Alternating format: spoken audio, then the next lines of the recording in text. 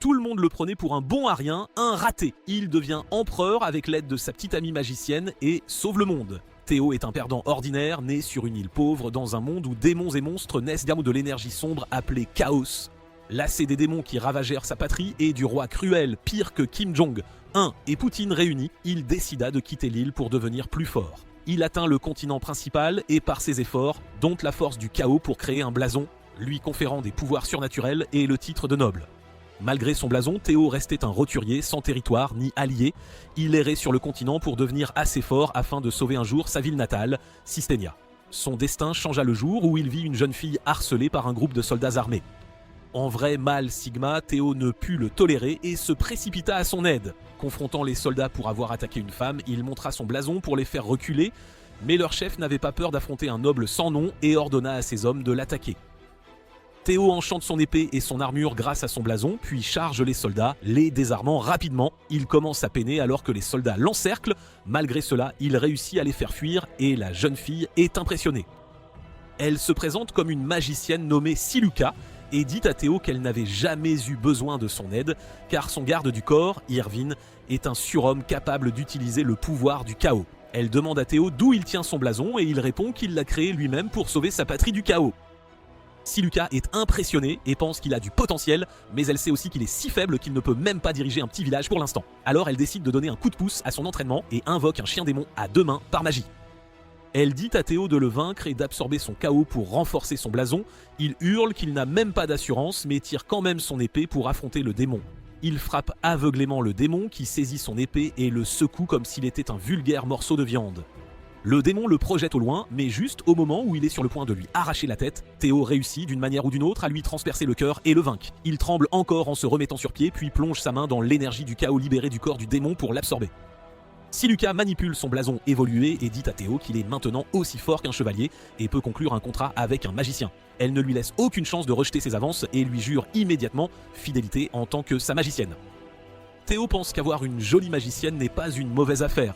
Puis Siluka lui dit qu'ils sont maintenant prêts à partir au combat. Le noble qui avait envoyé ses soldats attaquer Siluka plus tôt reçoit un message. Un chevalier nommé Théo exige qu'il lui cède ses terres et son blason. Le noble rit en apprenant qu'il n'y a que 3 intrus, mais à leur apparition, Siluka lui dit qu'ils sont suffisants pour le vaincre. Le magicien de la cour du noble a entendu dire que Siluka est un génie, et il passe de son côté car le noble a rompu le traité interdisant d'attaquer les magiciens non encore sous contrat avec un seigneur. Il déclare que le noble sera déchu de son titre une fois la nouvelle parvenue à l'association des magiciens et lui dit de remettre son blason et ses terres à Théo immédiatement. Le crétin est furieux et décide de prendre les choses en main. Il attaque Théo mais est repoussé et quand il essaie de se relever, Irvine est déjà derrière lui, un couteau pointé sur sa gorge. Le noble fait dans son pantalon et rend son blason à Théo qui l'absorbe suivant les instructions de Siluka. Il a pitié du noble qu'il vient de chasser de chez lui et Siluka lui dit de se réjouir puisqu'il est maintenant le propriétaire de ce territoire. Il est inquiet de la réaction des autres nobles, mais le vieux magicien se porte volontaire pour conclure un contrat avec lui afin de négocier avec les voisins. Siluka explique alors la situation politique actuelle du continent à Théo. Le continent a été ravagé par une longue et amère guerre entre 2 groupes appelés l'Alliance et l'Union. Un jour, leurs chefs en ont eu assez du sang versé et ont décidé de mettre fin à leur guerre par un mariage diplomatique entre leurs enfants afin de combiner leurs blasons pour créer le blason de l'empereur, ce qui mettrait fin à l'ère du chaos une fois pour toutes. Tout le monde était enthousiaste à l'idée de participer à ce mariage historique, Siluka étant également invitée. Cependant, alors que les mariés descendaient l'allée, elle remarqua le chaos s'accumuler à l'hôtel. Elle se précipita dans l'allée et arrêta le couple avant de se ruer sur la scène pour disperser le chaos. Avant qu'elle ne puisse faire quoi que ce soit, Irvine, qui était alors le garde du corps de la mariée, l'appréhenda et au moment où elle commença à expliquer ce qu'elle faisait, il était trop tard. Le chaos convergea en un seul point et l'église devint soudain plus sombre que mon avenir et des ténèbres émergea le Seigneur Démon. Le Seigneur Démon piégea les chefs des 2 factions dans une prison et ils utilisèrent le pouvoir de leur blason pour affronter leur ennemi juré. La puissance combinée de leur blason ne put rien contre le Seigneur Démon qui les tua d'un seul coup de son épée. Les morts tragiques des 2 chefs rompirent les mariages de leurs enfants et les 2 groupes redevinrent ennemis. Quelques mois seulement s'étaient écoulés depuis cette tragédie et Siluka se rendait chez un noble lubrique qui avait signé un contrat avec elle, accompagné d'Irvine, qui décida de se dévouer à elle pour expier ses erreurs lors du mariage. C'est alors que le soldat tenta de l'attaquer et Théo vint à son aide. Elle l'informe ensuite que la plupart des nobles de cette région appartiennent à l'Alliance mais elle veut qu'il rejoigne l'Union car ainsi il pourra commencer sa conquête. Théo a une migraine car il ne comprend pas ses plans, mais Siluka l'assure que tout ira bien car elle est à ses côtés. Siluka réalise que Théo n'est pas fait pour être un dirigeant et prend les fonctions officielles en main. Elle apprend que tous les seigneurs voisins lorgnent leur territoire, pensant qu'il ne sera pas difficile de vaincre un nouveau seigneur. Elle laisse Irvine patrouiller les frontières et décide d'invoquer un démon-chat pour l'aider à livrer un message à son ami Aeshela. Peu après, Théo lui rend visite pour lui demander quel est son but en essayant de l'aider. Siluka répond qu'elle est fatiguée des nobles qui ne désirent que le pouvoir et laissent le peuple souffrir à cause de leur cupidité. Elle se dit grande admiratrice du héros légendaire Léon qui aurait restauré l'ordre dans le monde frappé par le chaos. Siluka croit que Théo a les mêmes caractéristiques et idéaux que le héros légendaire, alors elle a décidé de le servir. Quant à elle, elle veut seulement une chance de prouver ses capacités sans que des nobles arrogants ne la restreignent à chaque étape. Quelques jours plus tard, un noble ambitieux marche vers le château de Théo avec son armée et Siluka lui dit qu'il n'a même pas besoin de se battre car son ami est déjà là.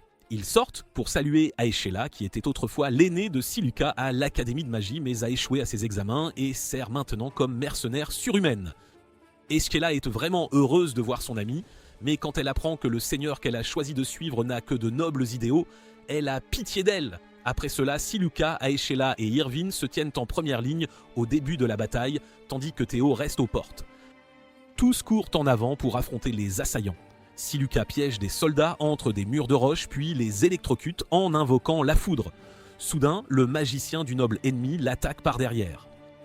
Siluka réussit d'une manière ou d'une autre à s'écarter pour éviter un coup critique, et en regardant le magicien qui annule son sort d'invisibilité, elle découvre que c'est l'un de ses aînés de l'académie. Il prévoit de la prendre en otage pour mettre fin rapidement à la bataille, mais Siluka n'est pas prête à se rendre et l'affronte en combat rapproché. Tous deux s'épuisent rapidement, puis Théo arrive en courant pour aider Siluka, car c'est elle qui est désavantagée ici. Il déclare que c'était sa bataille en premier lieu et attaque le magicien ennemi.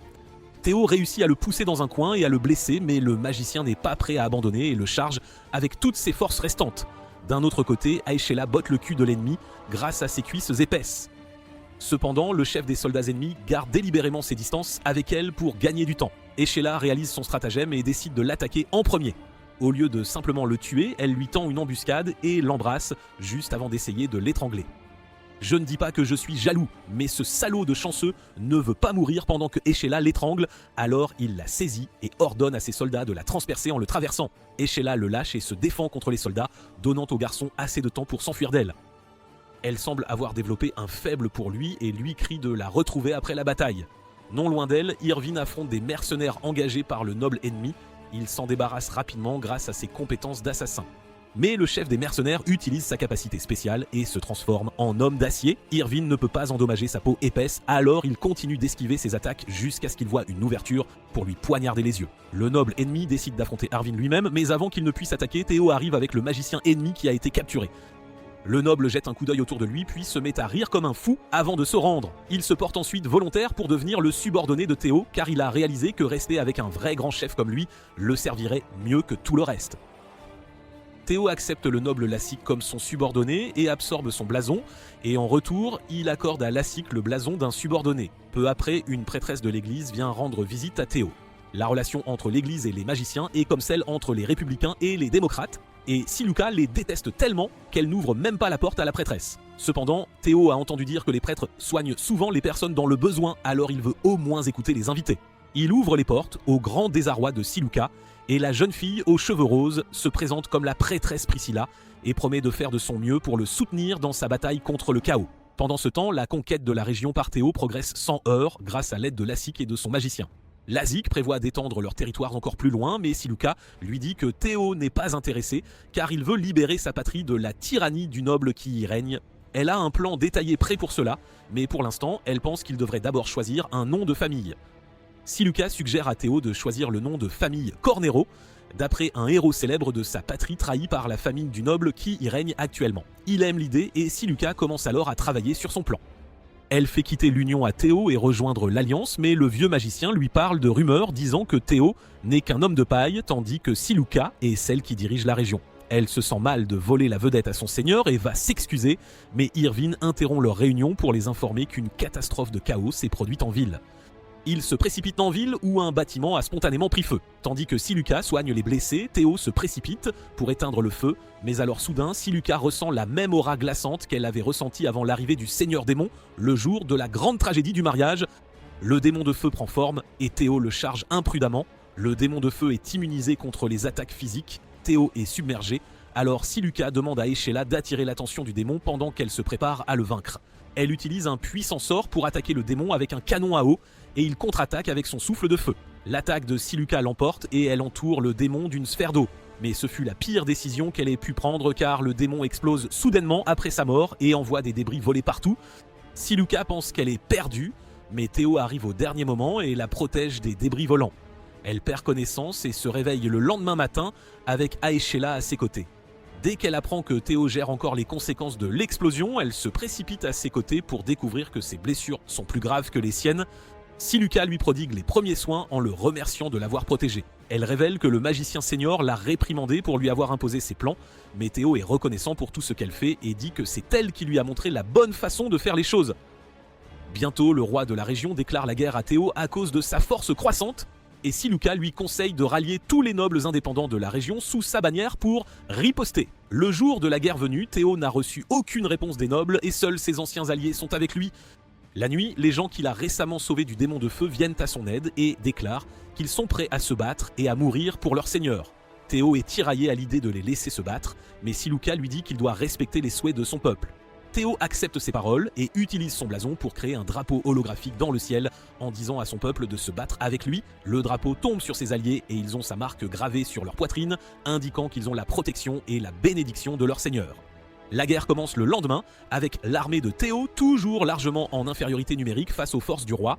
Il les mène vaillamment et chacun utilise ses compétences pour pulvériser l'armée ennemie. Le roi décide d'envoyer ses forces de réserve au front voyant que son armée est repoussée, mais alors soudain les seigneurs indépendants arrivent sur le champ de bataille pour aider Théo.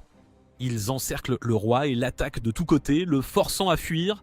Siluka transmet le message à Théo et il ordonne à ses troupes d'achever les soldats ennemis restants. Ainsi, la bataille est gagnée. Après cela, Siluka rend visite à Lady Marianne, la chef de l'Alliance et la mariée du mariage tragique, pour discuter de l'acceptation de Théo dans l'Alliance. Marianne a entendu parler de Théo conquérant la région du Sud et elle dit à Siluka de lui laisser un peu de temps pour y réfléchir. Elle croit qu'avoir Théo et Siluka de leur côté sera une bonne chose, mais son magicien de cour, Abest, qui est aussi le père adoptif de Siluka, la déconseille car il ne fait pas confiance aux gens qui changent de camp en politique si facilement. Marianne affirme qu'elle pourrait devoir faire la guerre à Théo et demande à Abest s'il est prêt à laisser sa fille mourir, mais il n'a aucun problème avec cela. Il dit à Siluka que sa demande de laisser Théo rejoindre l'Alliance est rejetée et lui dit de demander à son seigneur de renoncer à son titre et de s'enfuir. Siluka est furieuse de sa réponse, mais en se levant, elle leur dit avec confiance, à lui et à Marianne, qu'ils se retrouveront bientôt sur le champ de bataille. Elle se dirige immédiatement vers le comte Villard, un puissant noble Yumian et cousin de Marianne comme plan B, mais il refuse même de la rencontrer car il est le seigneur Lubric avec qui elle était censée avoir un contrat, mais elle l'a laissé tomber pour un autre maître. Il demande à son magicien de cour de dire à Siluka qu'il ne prévoit pas de s'allier avec Théo car il n'y a aucun mérite pour lui à le faire. Siluka revient les mains vides et informe Théo et les autres que Marianne et le roi déchu vont bientôt les attaquer et que leur armée sera environ 5 fois plus grande que la leur. Théo déclare que même s'ils perdent, ils leur livreront un combat d'enfer et ses alliés sont prêts à le suivre jusqu'au bout. Bientôt, les forces de l'Alliance arrivent à leur château et les mercenaires, sous le commandement d'Aeshela, ne parviennent pas à leur infliger de dégâts. Les chevaliers de l'Alliance utilisent de leurs arbalètes à plasma pour abattre le mur du château et Aeshela se précipite pour l'affronter en combat rapproché. Elle tue quelques chevaliers tout en déviant leurs flèches à plasma, mais alors qu'elle bat en retraite, une flèche la touche à un endroit critique. Siluka se précipite aux côtés de son ami et pleure, croyant qu'Aeshela va mourir. Mais la prêtresse Priscilla arrive pour la ramener du seuil de la mort. Tandis qu'elle guérit ses blessures, Siluka se précipite dehors pour aider ses soldats. Théo a déjà la situation sous contrôle, et alors que les chevaliers de l'Alliance brisent d'un bond la porte et entrent dans le château, il ordonne de fermer les portes secondaires avant d'attaquer les chevaliers de tous côtés. Voyant qu'ils sont encerclés, les chevaliers battent en retraite, mais Théo reçoit alors de mauvaises nouvelles concernant la mort d'un de ses alliés de confiance.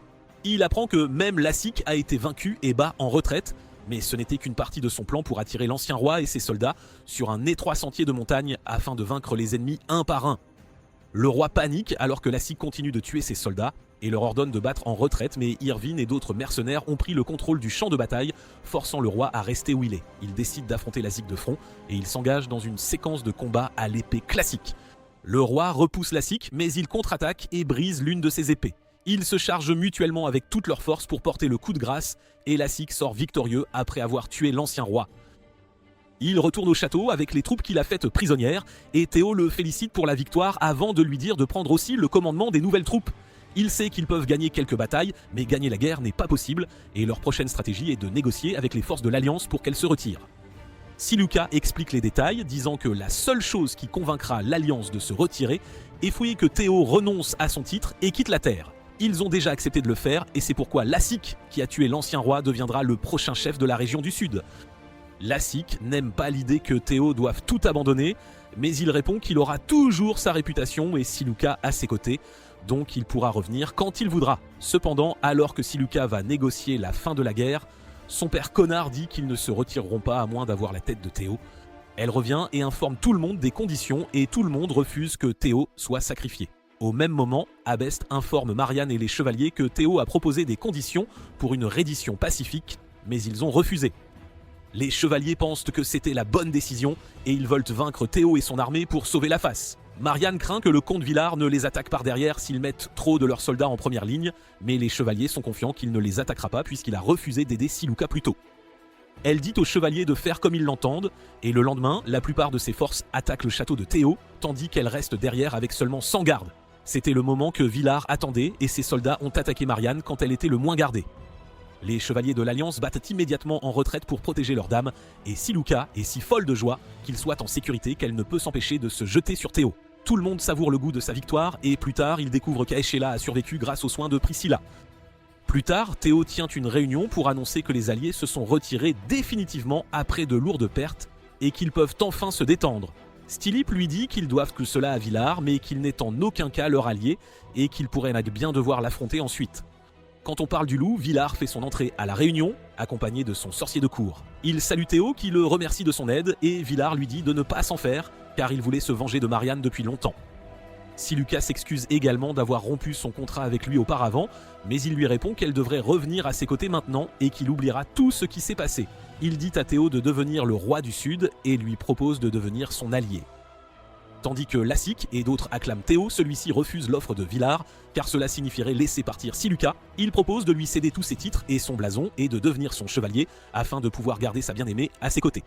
Villard le considère comme un simple amoureux transi, mais son sorcier lui dit de l'accepter comme subordonné, car cela lui serait bénéfique. Villard accepte Théo comme son chevalier et leur dit à lui et à Siluka de déménager bientôt dans son château. Il part, puis Théo cède son territoire et son armée à Lassique, qui jure de lui rester fidèle et de lui venir en aide chaque fois qu'il en aura besoin. Priscilla veut aussi suivre Théo, mais il lui dit d'en parler à Villard car c'est lui le chef maintenant. Pendant qu'ils discutent tous de l'avenir, Siluka rougit en se rendant compte qu'elle tombe amoureuse de Théo. Bientôt, ils atteignent le château de Villard où il assigne Théo comme garde tandis que Siluka va rencontrer les sorciers qui le servent. Une fois les présentations terminées, la sorcière rousse dit à Siluka qu'elle va assister à une fête ce soir pour accueillir un prince d'une nation étrangère. Théo l'Admag rejoint également la fête pour saluer le prince Milza, qui s'excite dès qu'il entend parler d'ambition. Il a entendu dire que Théo avait renoncé à son rang et à ses terres pour une simple sorcière, et il le méprise ouvertement, mais en apprenant que Lassique, qui règne actuellement sur la région du Sud, n'occupe la position de roi qu'en l'absence de Théo, il modifie un peu son opinion. Plus tard, Théo nettoie la bibliothèque pendant que Siluka lui lit l'histoire des sorcières, qui ont le pouvoir d'invoquer des esprits et des démons. Siluka explique que les sorcières sont différentes des mages et que celles connectées au monde démoniaque sont appelées sorcières noires, tandis que leurs opposées sont les sorcières blanches. En plus de cela, elle raconte à Théo l'histoire des surhumains qui ont muté en vampires immortels et en loups-garous à la régénération infinie, ayant combattu le seigneur démon par le passé. Entendre parler de tant de gens puissants fait gémir Théo sur l'impuissance des habitants de sa patrie. Alors que Siluka lui dit qu'il le sauvera sûrement un jour, ils sont convoqués par Villard, qui leur présente Zelma, l'aînée des sorcières du bois blanche. Villard ordonne à Théo et Siluka de se rendre dans la forêt des ténèbres éternelles pour rencontrer les loups-garous qui ont soudainement quitté leur foyer. Zelma explique que la forêt est le territoire des vampires et qu'il semble y avoir de la rancœur entre eux et les loups-garous.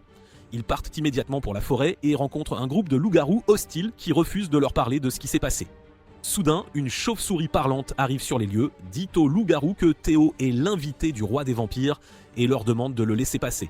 Les loups-garous sont furieux contre le roi vampire et ils exigent que leur reine et ses filles leur soient rendues, mais la chauve-souris les ignore et s'envole. Théo la suit et promet au loup-garou qu'il fera de son mieux pour les aider de toutes les manières possibles. Ils atteignent bientôt le château du roi vampire où il révèle qu'une sorcière noire nommée Yana a enlevé la reine des loups-garous. Il ne compte pas interférer dans leur bataille et déclare qu'il n'est plus allié ni aux loups-garous ni aux nobles. Le roi vampire proclame que tous les nobles portant le blason sont désormais ses ennemis et il veut plonger le monde dans le chaos qu'il a jadis combattu. Il affirme que si les nobles s'unissent et créent le sceau de l'empereur, ils banniront le chaos pour de bon et les surhumains perdront leur pouvoir. Le roi vampire deviendrait un humain normal et il ne veut absolument pas de cela. Siluka pense qu'il était responsable du déchaînement du roi démon lors de la tragédie du mariage, mais ses paroles ont irrité le roi vampire. Théo est prêt à le combattre, mais le vampire n'est pas intéressé et il s'en va, non sans leur avoir révélé l'emplacement de la reine des loups-garous.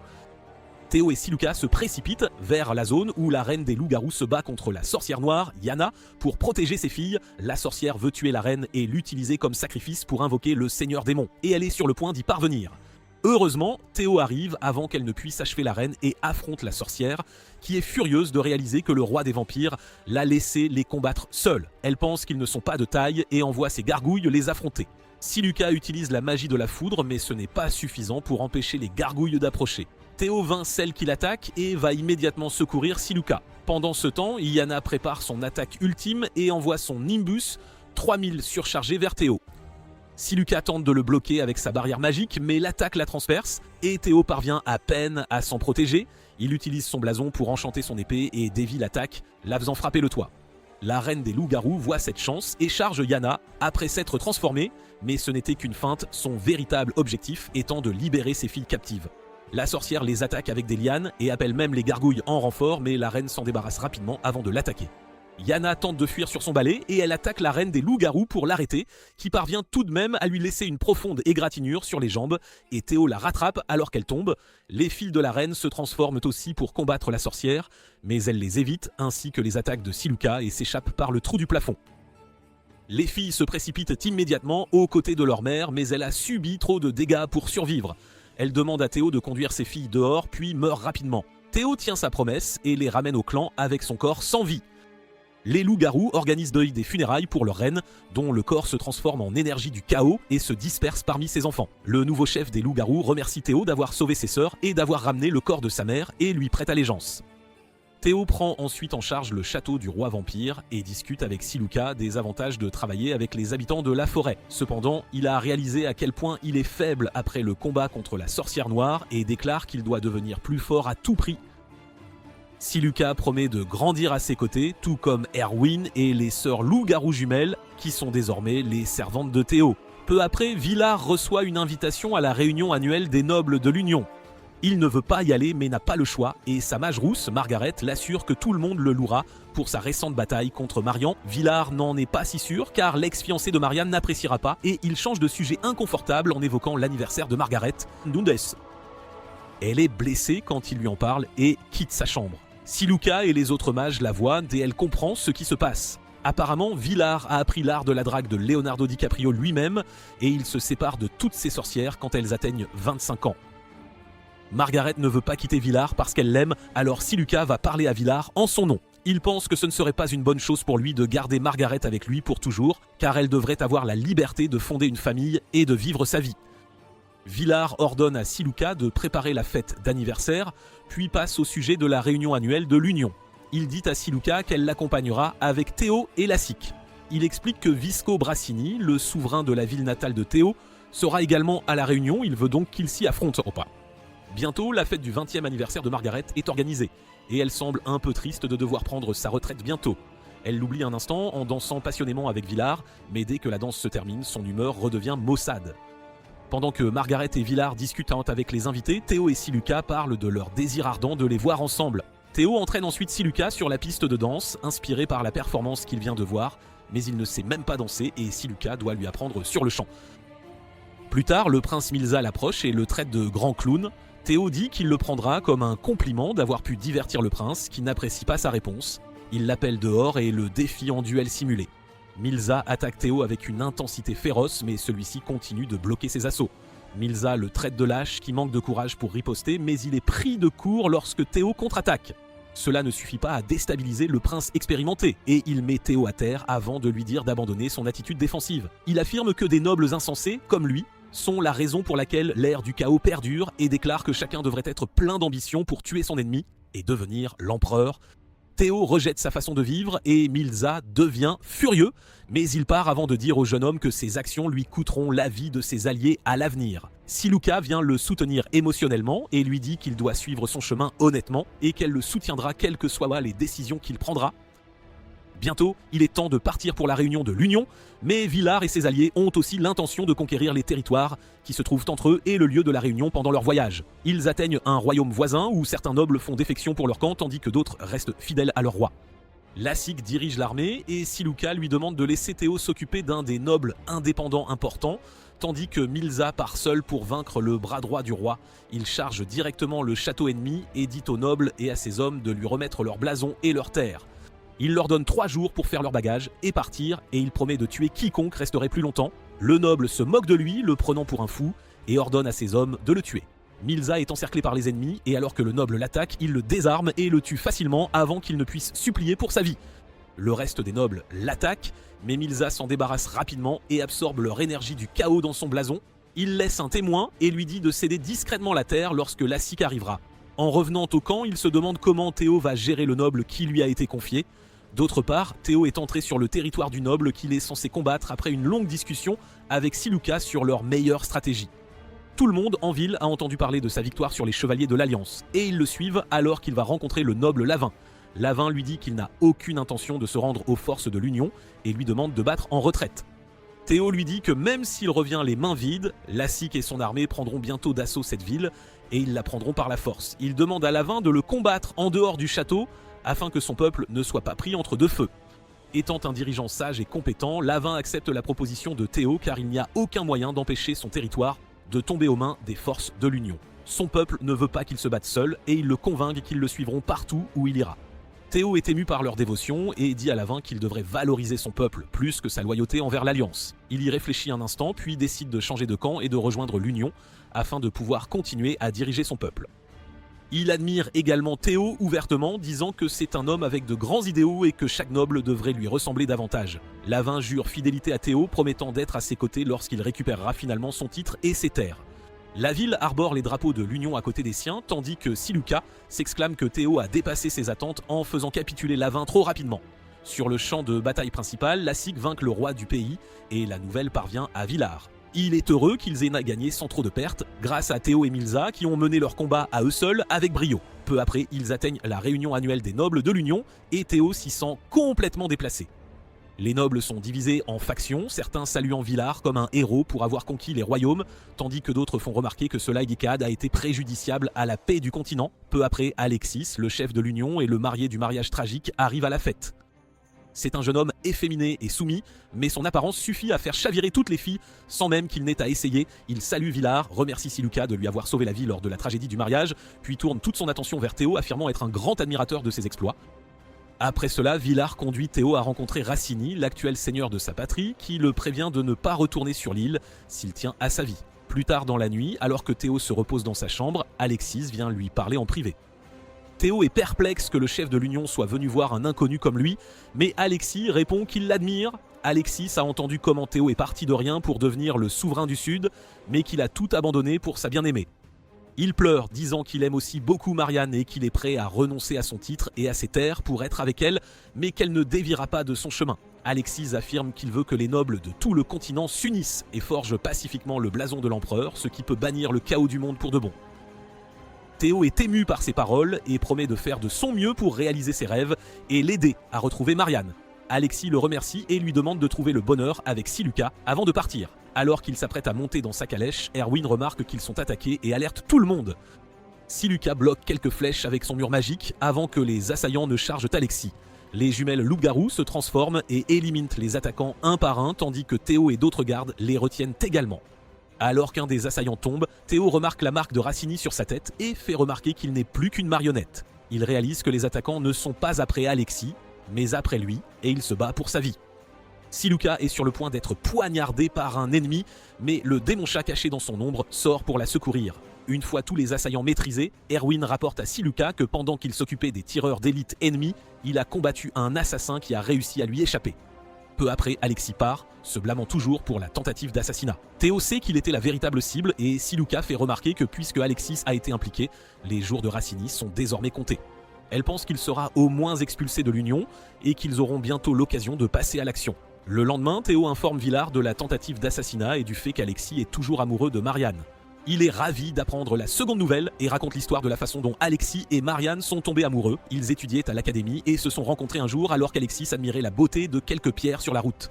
Au moment où il a vu Marion, il est tombé si éperdument amoureux d'elle qu'il a redécouvert la gravité. Il lui a envoyé des centaines de lettres d'amour et a créé un magnifique motif de rose dans son jardin avant qu'elle ne commence enfin à lui accorder un peu d'attention. Pour le remercier, Marianne est allée à un bal masqué où un type quelconque a essayé de la toucher. Quand elle l'a confronté, il est devenu violent et quand Alexis est venu protéger sa bien-aimée, il a été mis KO d'un seul coup de poing. Marianne fut émue par son geste et l'emmena dans sa chambre où ils apprirent qu'ils appartenaient à des familles ennemies. Sachant qu'il n'y avait aucun moyen pour eux d'être ensemble, ils partagèrent un baiser avant que Marianne ne disparaisse de sa vie pour de bon. Elle fut longtemps déprimée à cause de cela, et ses serviteurs l'emmenèrent auprès d'Alexis, qui apprenait à chanter à de pauvres enfants. Elle lui avoua ses sentiments et déclara que, malgré l'inimitié entre leurs familles, ils se marieraient un jour. Villard dit que c'est toute l'histoire et qu'à l'époque, il avait soutenu leur mariage. Peu après, la conférence des nobles a lieu et ils exilent d'abord Racini de l'Union. Ensuite, un noble reproche à Villard d'avoir cherché querelle à Marian et d'avoir réduit les chances d'une issue pacifique.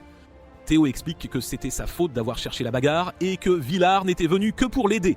Les nobles ne peuvent pas débattre longtemps contre Villard et la décision d'entrer en guerre contre l'Alliance est prise. Après cela, Alexis s'adresse aux nobles, affirmant qu'il n'est leur chef que parce que c'était la position de son père. Il estime qu'il n'est plus apte à ce rôle et souhaite qu'un nouveau chef soit choisi immédiatement. Il nomme Villard pour être le prochain chef en raison de sa puissance militaire, mais celui-ci refuse la promotion car il ne veut pas combattre son cousin qui se marie à mort. Profitant de cela, le marquis se lève pour le poste de prochain chef. Personne ne s'y oppose et la première chose qu'il fait est d'arrêter toute guerre et de reprendre les traités de paix avec l'Alliance. La plupart des gens sont contents de cette décision, mais pas Alexis, car il sait que le marquis veut épouser Marianne pour assurer la paix. Lorsque le message parvient à Marian, elle refuse d'accepter le traité de paix et dit à son sorcier de cour, Albus, de se préparer à la guerre. Elle est bouleversée par cette décision car elle aime toujours Alexis et pense qu'il n'y a plus aucun moyen de sauver leur amour.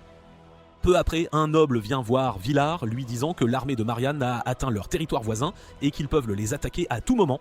Milza et Siluka lui disent qu'ils ne devraient pas suivre la politique de paix de l'Union et contre-attaquer immédiatement, mais Villard refuse de le faire. Il n'est pas satisfait de la persistance de Siluka et la renvoie, elle et Théo, avant de réprimander le noble. Alors que Siluka et Théo retournent à leur territoire dans les forêts des ténèbres, elle est toujours contrariée que Villard ait ignoré son conseil alors qu'ils n'ont aucun moyen d'éviter la guerre. Pour la sortir de son humeur sombre, Théo l'invite à faire le tour du territoire, mais tout ce qu'il trouve, ce sont les regards froids et jugeurs des habitants de la forêt. Il continue de voyager à travers la forêt sombre, combattant des monstres et explorant les zones inconnues. Il commence bientôt à pleuvoir et il s'abrite dans un arbre creux où Théo partage une couverture avec Siluka pour se tenir chaud. Ils parlent de leur joie d'être ensemble et Théo finit par dire à Siluka à quel point il est inquiet qu'elle puisse devenir définitivement la sorcière sous contrat de Villard. Elle l'assure qu'elle ne le quittera jamais et Théo la serre dans ses bras, lui disant à quel point elle est importante pour lui. Siluka n'en peut plus et lui avoue ses sentiments et Théo admet qu'il l'aime aussi avant qu'ils ne commencent à s'embrasser passionnément. D'un autre côté, la guerre entre Marianne et le voisin de Villard a éclaté et Milza est venu de son plein gré pour aider. Il esquive et dévie les arbalètes à plasma des chevaliers de l'Alliance, éliminant une escouade entière à lui seul. Marion est surprise de voir un homme de cette trempe. Plus tard, lors de la réunion de ses chevaliers, elle accepte de violer les traités de guerre en utilisant un poison de chaos artificiel pour s'emparer de la forteresse ennemie. Ses chevaliers sont choqués, mais elle affirme qu'ils ne peuvent pas se permettre de perdre cette guerre. Elle envoie Abbès créer du poison de chaos en mer, tout en demandant à ses serviteurs d'envoyer un message à Milza. Abbès fabrique le poison, puis le dirige vers la forteresse ennemie, portée par le vent.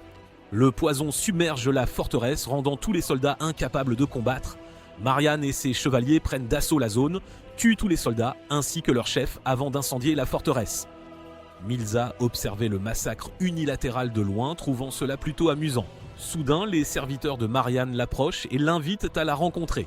Il accepte, mais leur dit d'amener Marianne à lui. Milza a décidé d'abandonner Villard car il manque d'ambition pour unir le continent. Il veut désormais soutenir Marianne. Elle arrive bientôt pour le rencontrer et lui demande d'appuyer l'Alliance dans l'unification du continent. Milza l'interroge sur sa relation avec Alexis Et il sait que Marianne ment quand elle prétend avoir tourné la page. Il lui dit qu'il rejoindra l'Alliance à une seule condition, qu'elle couche avec lui ce soir. Marianne accepte sa condition, précisant que ce ne sera que pour la nuit et qu'elle ne lui appartiendra jamais, quoi qu'il arrive. Milza n'y voit aucun problème. Marianne le laisse faire pour ses ambitions et elle se sacrifie désormais pour sa cause. Peu après, Marianne est prête à marcher sur le territoire de Villars. Albus lui apprend que Milza a tué son père, est devenu roi de son pays et a officiellement décidé de s'allier à l'Alliance. Villars se prépare aussi à l'affronter, appelant tous ses alliés à le rejoindre. Ses mages repèrent Milza et sa flotte de guerre approchant, mais Villars sent quelque chose d'étrange. Il ordonne de préparer les armes et se rend au quai.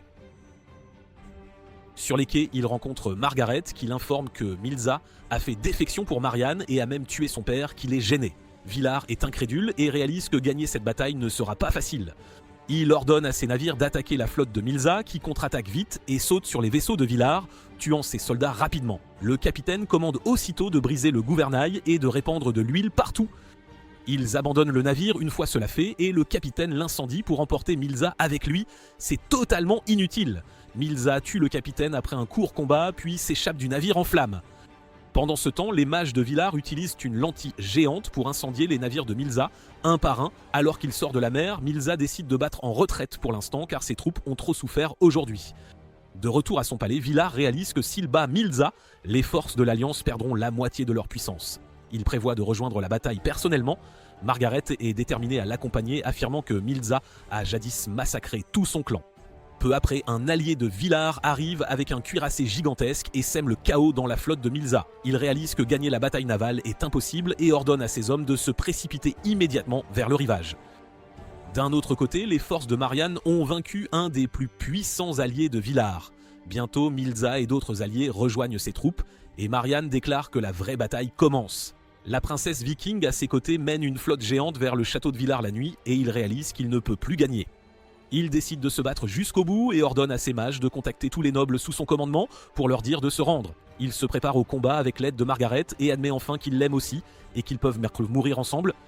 Le cuirassé gigantesque affronte la flotte de 1000 navires de Marianne, mais malgré leurs efforts, ils ne peuvent vaincre. Pour emporter le plus d'ennemis possible, un homme fait exploser le vaisseau géant, mais cela ne cause pas beaucoup de dégâts à la flotte ennemie. Les ennemis attaquent le château de Villars de toutes parts et Marianne mène l'assaut de front. Ils sont sur le point de forcer la porte du château. Villars et Margaret se tiennent prêts à les affronter seuls. Margaret utilise son sort ultime et s'enveloppe de flammes. Elle brûle les lignes ennemies et Villars abat tous les ennemis sur son passage. Margaret s'épuise vite, mais alors que Villars vient la soutenir, elle le repousse en sécurité avant d'utiliser sa force restante pour s'autodétruire. Elle se transforme en cendre après l'explosion. Villars, le cœur brisé, charge les soldats ennemis sans se soucier de sa défense. Marianne ordonne à ses chevaliers de lui tirer dessus avec leurs arbalètes à plasma, mais ils bloquent leur attaque combinée avec son blason. Elle est étonnée de voir cela et décide de parler à son cousin une dernière fois. Villars l'accueille à bras ouverts et Marianne l'étreint alors qu'il lui dit qu'il se rend. Il lui demande de suivre le chemin qu'elle a choisi et souhaite qu'elle puisse épouser Alexis et trouver le bonheur un jour. Sur ces mots, il meurt et son blason se brise. Ses soldats, enragés, lancent une attaque suicide contre les ennemis, mais c'est inutile et au matin, Marianne a conquis le château. Elle se rend dans la salle du trône où un mage de Villars lui dit qu'elle a beau avoir conquis le château, tous resteront fidèles à Villars. Elle se suicide alors en buvant du poison, tandis que l'autre propose de soigner les blessés du côté de Marianne. Marianne donne ensuite le blason et le territoire de Villars à Milza, pendant qu'elle mène son armée à la conquête du reste du continent.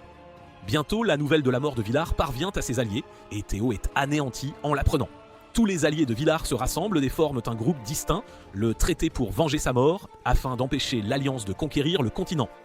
Tous pensent que Classic devrait être le prochain chef, mais il répond qu'il est toujours le subordonné de Théo et le nomme à leur tête. Les nobles ne voient pas Théo comme un leader et se querellent avec Classic à propos de sa décision.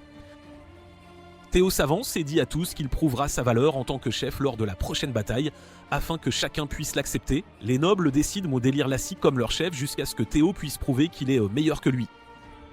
D'un autre côté, Milza tente de conquérir les nobles sous le commandement de Villars, mais ils refusent de se soumettre et ripostent de toute leur force. Alors qu'il est sur son trône, un mage de Marianne vient lui livrer son message et lui demande de reprendre les territoires jadis conquis par Villars. Le mage demande à Milza de se méfier de la force de l'ennemi, mais il n'aime pas qu'on lui fasse la leçon. Milza mène bientôt son armée contre les ennemis et les submerge. Le frère de Milza, en charge de l'armée, décide de battre en retraite et l'attire vers Lassik, qui l'attend avec son armée. Lassik et Milza sont très désireux de s'affronter et se précipitent devant leurs armées. Ils échangent de puissants coups et bientôt leurs armées s'engagent aussi dans la bataille. Lassik subit des dégâts et saigne aussitôt, mais il réussit aussi à blesser Milza qui réalise qu'il est le seul homme assez fort pour le combattre. Ils pensent qu'ils sont désavantagés et décident de se retirer du champ de bataille. D'un autre côté, Marianne a atteint le territoire de Théo et elle regrette secrètement d'avoir refusé qu'il rejoigne l'Alliance par le passé. Elle pense qu'il n'a pas une armée puissante actuellement, mais elle ne veut pas le combattre, lui et Siluka, bien qu'ils soient ses ennemis jurés.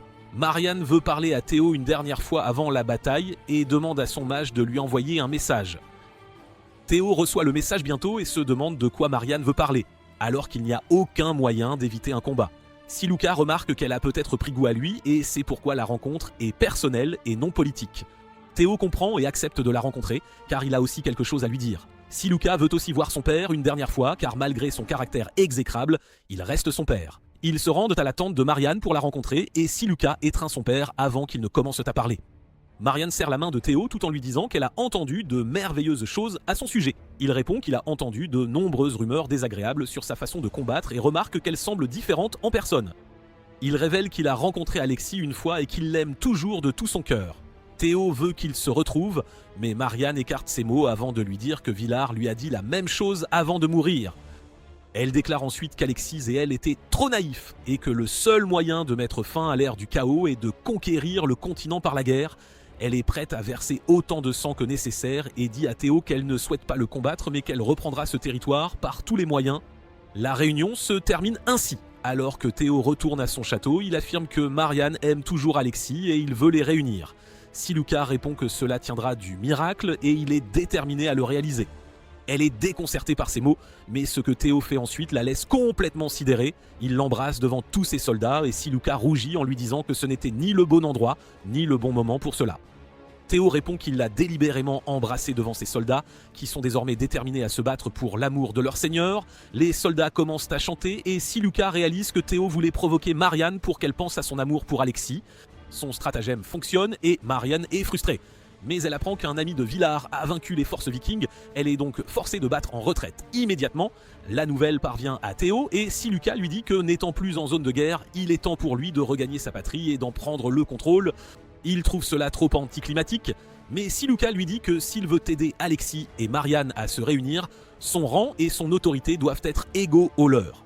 C'est pourquoi elle veut qu'il reprenne sa patrie, devienne le chef de ses alliés et fasse reconnaître son pouvoir par tout le continent. Théo accepte sa suggestion et en informe Lassik, mais son mage pense qu'il est presque impossible de vaincre Rossini avec les soldats de Théo. Lassik aime le plan et pense qu'en battant Rossini et en conquérant sa patrie, Théo pourra prouver aux nobles qu'il est apte à être leur chef. Théo atteint bientôt sa patrie, Sistinia, avec Siluka et une poignée de ses plus proches alliés, dont Irvine, Achela, Priscilla et les jumeaux loup-garou. Il découvre que Rossini a laissé le chaos régner en Sistinia pour que la population reste dispersée et facile à opprimer.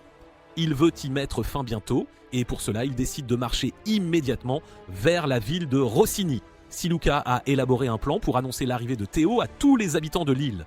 Rossini enverra certainement ses troupes, mais cela jouera en leur faveur, car cela fera comprendre aux opprimés qu'il y a quelqu'un capable de le combattre.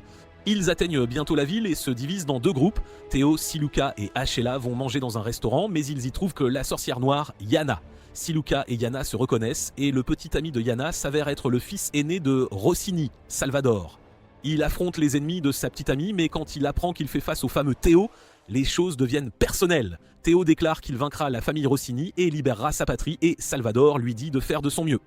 Il utilise son blason et fait jurer allégeance aux gens du restaurant. Théo dit à ses amis qu'ils doivent fuir, car tous ceux qui ont accepté le blason de Salvador ont perdu la raison, mais il ne veut pas leur faire de mal.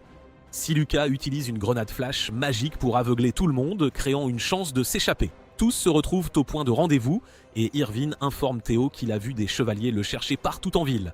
Siluka déclare que leur mission de faire connaître le nom de Théo a déjà réussi, puis elle passe à l'étape suivante, parcourir les villes et villages voisins pour rassembler des gens afin de se révolter contre Rossini. C'est plus facile à dire qu'à faire, car les villageois ont été conditionnés à accepter les abus des soldats de Rossini. Ils refusent d'aider Théo dans sa rébellion, lui disant que tous ceux qui ont tenté de se soulever contre Rossini ont été tués et qu'il préférerait être de son côté en faisant quelques sacrifices. Théo repart les mains vides et dit à ses amis que c'est toujours le cas à Sistigna. La famille Rossini gouverne ses citoyens par la peur et le désespoir, et il n'y a pas d'issue facile. Pendant ce temps, Salvador a rassemblé une petite armée pour tuer Théo lui-même et a envoyé un assassin avertir les villageois de ne pas s'allier avec lui. Le lendemain, Théo arrive dans un village et est accueilli par des gens hostiles qui lui disent qu'un village voisin a été brûlé parce qu'il les avait visités plus tôt. Ils refusent de l'écouter, même quand il leur dit que la famille Rossini est à blâmer, et lui disent de partir avant qu'il n'appelle les chevaliers. Alors que Théo éloigne ses amis, il se demande si personne ne les aidera vraiment dans la révolution. Siluca suggère d'aller au village de Théo car quelqu'un les comprendra sûrement là-bas. Son silence leur dit tout ce qu'ils doivent y voir, mais Théo les mène quand même à son village pour leur montrer ce qu'il a vécu. Théo aperçoit son amie d'enfance, Rebecca, près de la frontière du village. Elle court vers lui, mais s'arrête à distance de sécurité. Il lui demande de rassembler tous les villageois, car il veut leur parler. Pendant que Théo discute avec eux du passé, Siluca apprend de Rebecca que le père de Théo avait construit un entrepôt secret dans le village, grâce auquel il aidait les gens à échapper aux lourdes taxes. Un jour, quelqu'un l'a dénoncé et les soldats de Rossini l'ont tué pour en faire un exemple. Les villageois n'ont même pas résisté, alors Théo leur en a voulu longtemps et a quitté le village, mais il affirme maintenant avoir tourné la page. Il demande aux villageois s'ils veulent vivre éternellement sous la coupe de Rossini et leur demande de se soulever contre lui. Personne ne répond. Théo décide de partir, mais Rebecca l'arrête et lui demande au moins de rendre visite à la tombe de son père. Théo accepte et dit à Siluca et aux autres de l'attendre. Rebecca continue de parler joyeusement de sa réussite dans la vie et affirme qu'il pourrait vraiment battre Rossini, mais Théo lui dit d'arrêter de jouer la comédie car elle est nulle à ça. Il sait qu'elle travaille pour Rossini et lui demande comment ils l'ont menacée. Elle répond qu'elle n'a pas été menacée mais a dénoncé pour avoir la chance d'être emmenée en ville. Rebecca ne se sent pas coupable de trahir Théo mais il la plaint car il sait qu'il n'est pas facile de s'opposer à leurs oppresseurs. Il tente de la convaincre qu'ensemble ils peuvent gagner mais elle n'accepte pas. Il lui demande alors de dire aux villageois de fuir, certains que Rossini les punira après lui. Théo se dirige seul vers la tombe de son père, sachant que des ennemis l'y attendent. Rebecca retourne au village où Siluca s'efforce de convaincre tout le monde de les rejoindre. Elle les informe que Théo savait que c'était un piège, mais qu'il y est allé pour les protéger. Elle leur demande de l'aider, mais cela ne suffit pas à les convaincre. Cependant, Rebecca arrive en courant et demande à tous d'aider Théo, leur rappelant que Rossini ne leur pardonnera pas même s'il le livre. Pendant ce temps, Théo va visiter la tombe de son père, où Salvador et ses soldats l'attendent. Il lui tire des flèches, mais Irvine le protège. Siluca lui avait demandé, ainsi qu'aux jumeaux loup-garou, de suivre Théo, mais Salvador ne pense pas qu'il représente une menace. Soudain, les villageois arrivent en courant pour soutenir Théo. Il les remercie avant de créer son drapeau et de bénir les villageois avec ses pouvoirs. Salvador accorde aussi du pouvoir à ses soldats grâce à son blason, et la bataille commence. Les villageois se cachent derrière un abri pour se protéger des flèches ennemies, tout en leur lançant des pierres. Siluca et Achela utilisent de leur pouvoir pour éliminer les ennemis avec des combos dévastateurs, tandis qu'Irvine combat l'assassin. Théo affronte Salvador et réussit à briser son épée, mais les soldats viennent le soutenir, lui donnant une chance de fuir. Théo est encerclé par les ennemis et ne peut avancer, mais Rebecca attrape soudain Salvador pour l'arrêter. Bien que Théo lui dise de lâcher prise, elle ne le fait pas et Salvador la poignarde avec une dague cachée. Théo est furieux en voyant cela. Il vainc les soldats qui l'entourent avant de charger Salvador, qui tente de fuir mais est tué juste à côté de la tombe du père de Théo. Les soldats ennemis s'enfuient après avoir vu leur chef tué. Théo se précipite aux côtés de Rebecca mais elle meurt dans ses bras, le laissant bouleversé bien qu'il ait gagné la bataille. L'effet du combat se répand dans toute la Sistigna et de multiples soulèvements se produisent en peu de temps. Rossini et ses fils se réunissent là pour en parler et il croit que les choses vont vite mal tourner s'ils ne s'en occupent pas immédiatement. Rossini ordonne à ses fils de rassembler 5000 soldats pour écraser la révolution sans délai car il ne veut pas perdre un autre fils par manque de préparation. Son fils aîné se charge de réprimer la rébellion et de venger Salvador, puis quitte la pièce. Rossini brûle toujours de rage et jure de ruiner la vie de Théo pour avoir tué son fils. D'un autre côté, l'assassin de Salvador est toujours à la recherche d'Irvine pour assouvir sa vengeance personnelle. La sorcière noire, Yana, le trouve et apprend sa mission. L'assassin affirme que trouver Irvine seul sera difficile car les jumeaux loups-garous sont toujours avec lui. En entendant cela, Yana a des idées et assure à l'assassin qu'elle peut éloigner les jumeaux pour qu'il puisse combattre son ennemi en paix. Elle veut aussi tuer les loups-garous et après cela, elle prévoit de tuer Théo et Siluka car ils la dégoûtent. Pendant ce temps, le nombre de personnes sous les ordres de Théo augmente et Ashela leur donne une formation sur la façon de bien combattre. Théo est heureux que de plus en plus de gens commencent à se soulever contre Rossini. Il prévoit de construire un château dans son village à l'avenir pour qu'il puisse y régner en paix. Siluka lui dit que cela prendra beaucoup de temps, puis soudain, Irvine les informe que le second fils de Rossini laisse une énorme armée ici. Théo mène son armée pour les affronter. Alors qu'ils sont sur le champ de bataille, Irvine et les jumeaux repèrent leurs ennemis mortels. Ils disent à Siluka qu'ils doivent partir pour s'en occuper immédiatement et elle leur demande d'être prudent. Irvine combat l'assassin aussi fort que lui, mais ses couteaux sont empoisonnés, ce qui maintient Irvine sur le qui-vive. Il continue de bloquer ses attaques et enduit sa lame de poison en même temps. Ils se battent comme des ninjas et finalement Irvine réussit à le frapper avec un couteau. L'assassin perd l'équilibre et Irvine lui porte un coup fatal, mais il est aussi touché par son couteau empoisonné et tous deux s'effondrent. Pendant ce temps, les jumeaux loups-garous affrontent Diana qui a invoqué un démon pour les combattre. Ils attaquent le démon mais ne parviennent pas à percer sa barrière et le démon contre-attaque en les encerclant d'un cercle magique de feu infernal. Ils ne trouvent pas comment l'attaquer mais décident alors d'utiliser un coup combiné pour viser Yana. Ils se transforment en loup, sautent sur la barrière et s'élèvent haut dans le ciel pour attaquer la sorcière. Elle esquive le premier mais l'autre la lacère dans le dos, la forçant à battre en retraite. Le démon disparaît quand Yana s'enfuit puis les jumeaux courent soutenir Irvine et le trouvent inconscient. Ils découvrent qu'il a été empoisonné et craignent qu'il ne meure. Cependant, Priscilla arrive sur les lieux, déclare qu'elle ne le laissera pas mourir ici et le soigne avec son blason. Sur le champ de bataille, Théo regarde alors le chef des forces ennemies et dit à ses soldats que s'ils l'abattent, le pouvoir de Rossini s'effondrera. Il lève son drapeau et accorde ensuite sa protection à ses soldats et aux villageois qui le suivent. Rossini Junior confère également à ses soldats le pouvoir de malédiction de son blason et la bataille commence. Théo combat Rossini Junior et tue son cheval, ce qui va sûrement déclencher le TSPT. Junior l'attaque et Théo continue de se défendre. Il prend le dessus dans la bataille et blesse Rossini Junior, le projetant au sol. Ses soldats viennent le sauver mais Théo parvient à les abattre facilement. Junior se relève et l'attaque, réalisant que Théo avait prévu de l'épuiser dès le début. Il le désarme puis le tue, mettant fin au combat. Les soldats de Théo acclament leur victoire et ils demandent à Siluka de faire en sorte que les soldats ennemis survivants se rendent. À ce moment-là, Yana fonce sur eux depuis le ciel, visant à tuer Théo dans une attaque suicide. Elle lance sa plus puissante attaque vers lui, mais Siluka réagit rapidement et contre-attaque avec son sort le plus puissant. Leurs attaques s'annulent toutes mutuellement dans le ciel et Yana tombe au sol et est capturée. La nouvelle de la mort de son fils parvient à Rossini, qui a réalisé qu'il avait déjà perdu la bataille. Il est prêt à se rendre à Théo, mais il veut que son fils restant, Juzul, survive à tout prix. Son fils déclare qu'il négociera avec Théo et tentera de prouver qu'il lui sera utile ainsi qu'aux habitants de Sistenia. Bientôt, Théo arrive au château avec ses soldats et Juzal sort pour l'accueillir. Juzal affirme qu'il se rendra si les vies des personnes servant sa famille sont épargnées et Théo répond que lui et son père mourront et que toutes les richesses accumulées par leur famille et leurs alliés leur seront retirées. Juzal tente de le convaincre de le laisser vivre car il peut l'aider à gouverner Sistenia, mais Théo refuse de le laisser vivre pour cette raison. Au lieu de cela, il veut le garder en vie afin que les personnes loyales à la famille Rossini ne se vengent pas de lui. Juzal accepte sa condition et jure fidélité à Théo, ravissant son peuple et Siluka. Plus tard, Siluka interroge Yana pour connaître ses motivations. Elle pense que c'est elle qui a invoqué le Seigneur Démon lors de la grande tragédie du mariage, mais elle pense aussi qu'elle n'est pas assez forte pour le faire seule. Yana refuse de lui répondre et l'attaque plutôt comme une chatte sauvage avant de rouler sur le sol en riant. Peu après, un envoyé de l'Académie de magie arrive au château de Théo, déclarant que Yana était la véritable coupable de la grande tragédie du mariage. Ils veulent que l'exécuter et Siluka pense que quelque chose cloche car il n'y a pas eu assez de temps pour mener une enquête approfondie. L'envoyé félicite Théo d'avoir pris le contrôle de Sistenia, lui dit que l'Académie de magie l'accepte comme son nouveau seigneur et le récompense généreusement pour avoir capturé la sorcière noire. Après cela, l'envoyé passe à l'exécution de Yana qui est attachée au bûcher. Les gardes la mettent en feu mais elle se contente de rire, criant que tout le monde l'utilise et la jette après en avoir fini avec elle. Elle déclare qu'elle ne mourra pas si facilement et sacrifie sa vie pour invoquer le Seigneur Démon. Le chaos commence à s'accumuler autour d'elle et bientôt le Seigneur Démon, responsable de la grande tragédie du mariage, fait son apparition.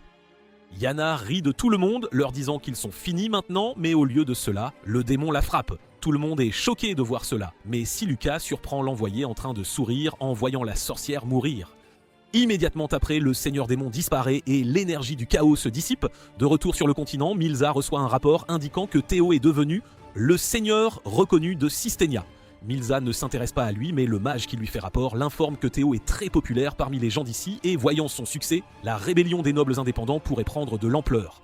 Ce type s'est sérieusement porté la poisse car un soldat est arrivé en courant au même moment pour informer Milza que des nobles avaient attaqué l'une de leurs forteresses. Milza est furieux quand il découvre que la forteresse a été prise par une armée composée principalement de roturiers.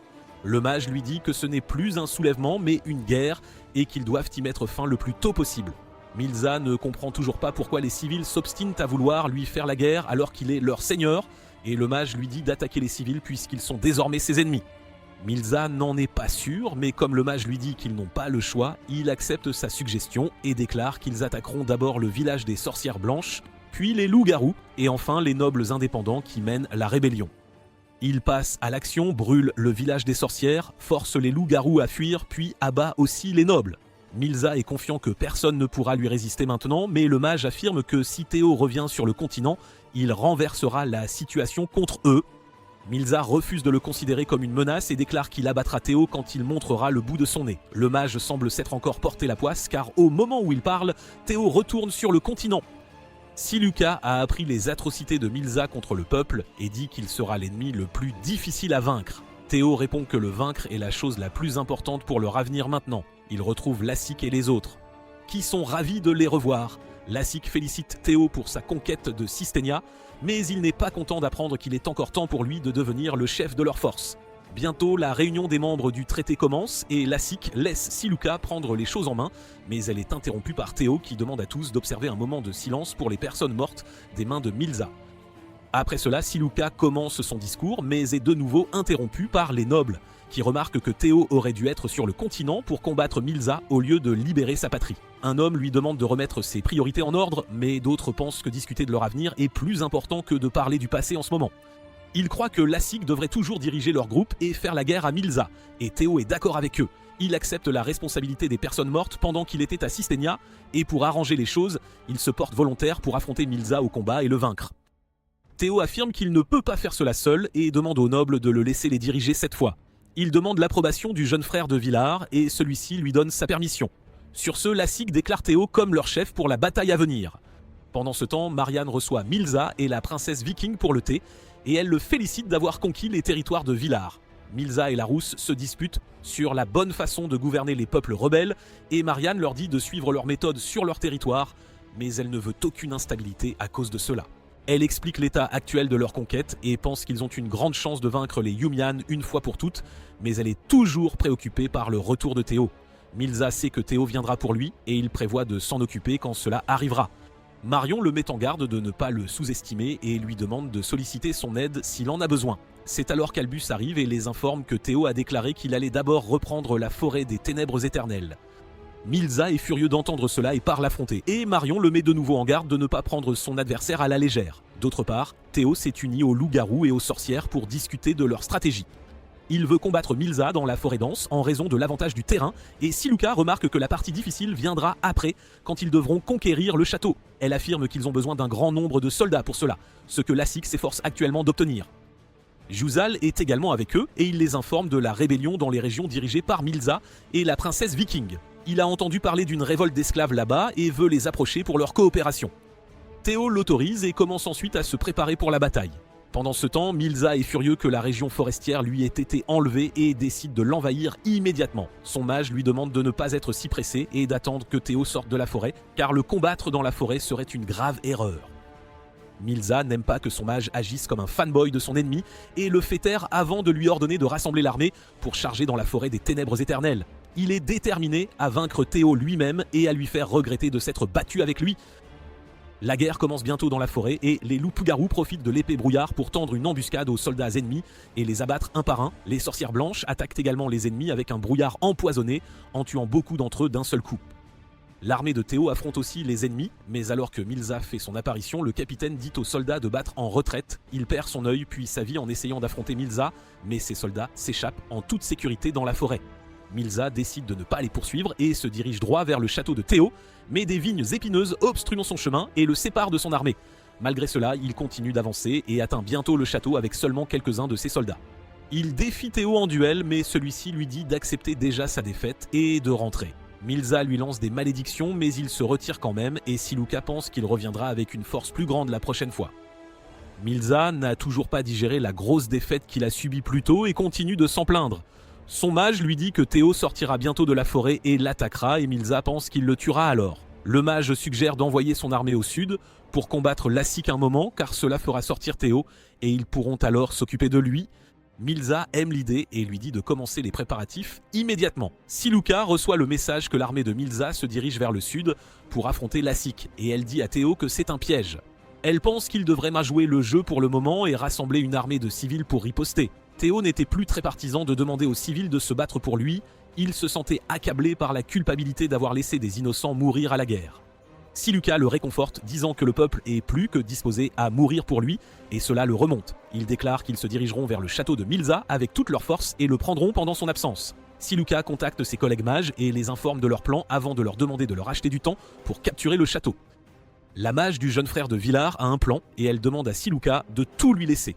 Alors que Milza se dirige vers le sud, il reçoit la nouvelle que le jeune frère de Villar a abandonné son château et a même laissé son mage derrière lui.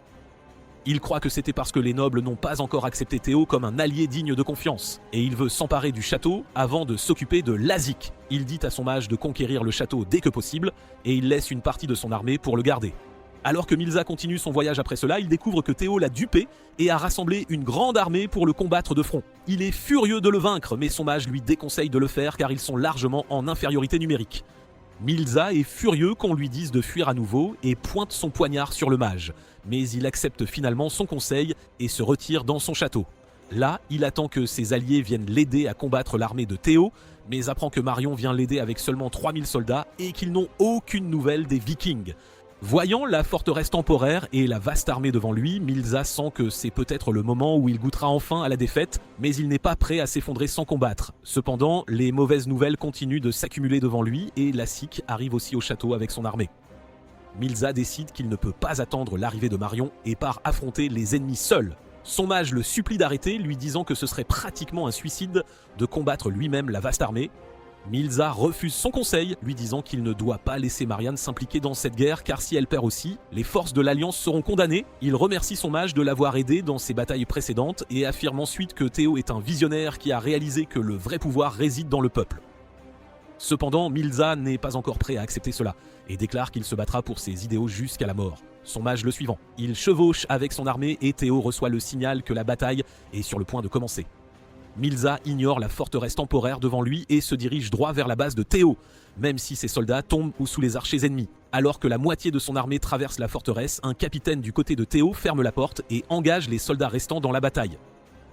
Milza est furieux, mais il mène toujours ses soldats restants et écrase les lignes ennemies.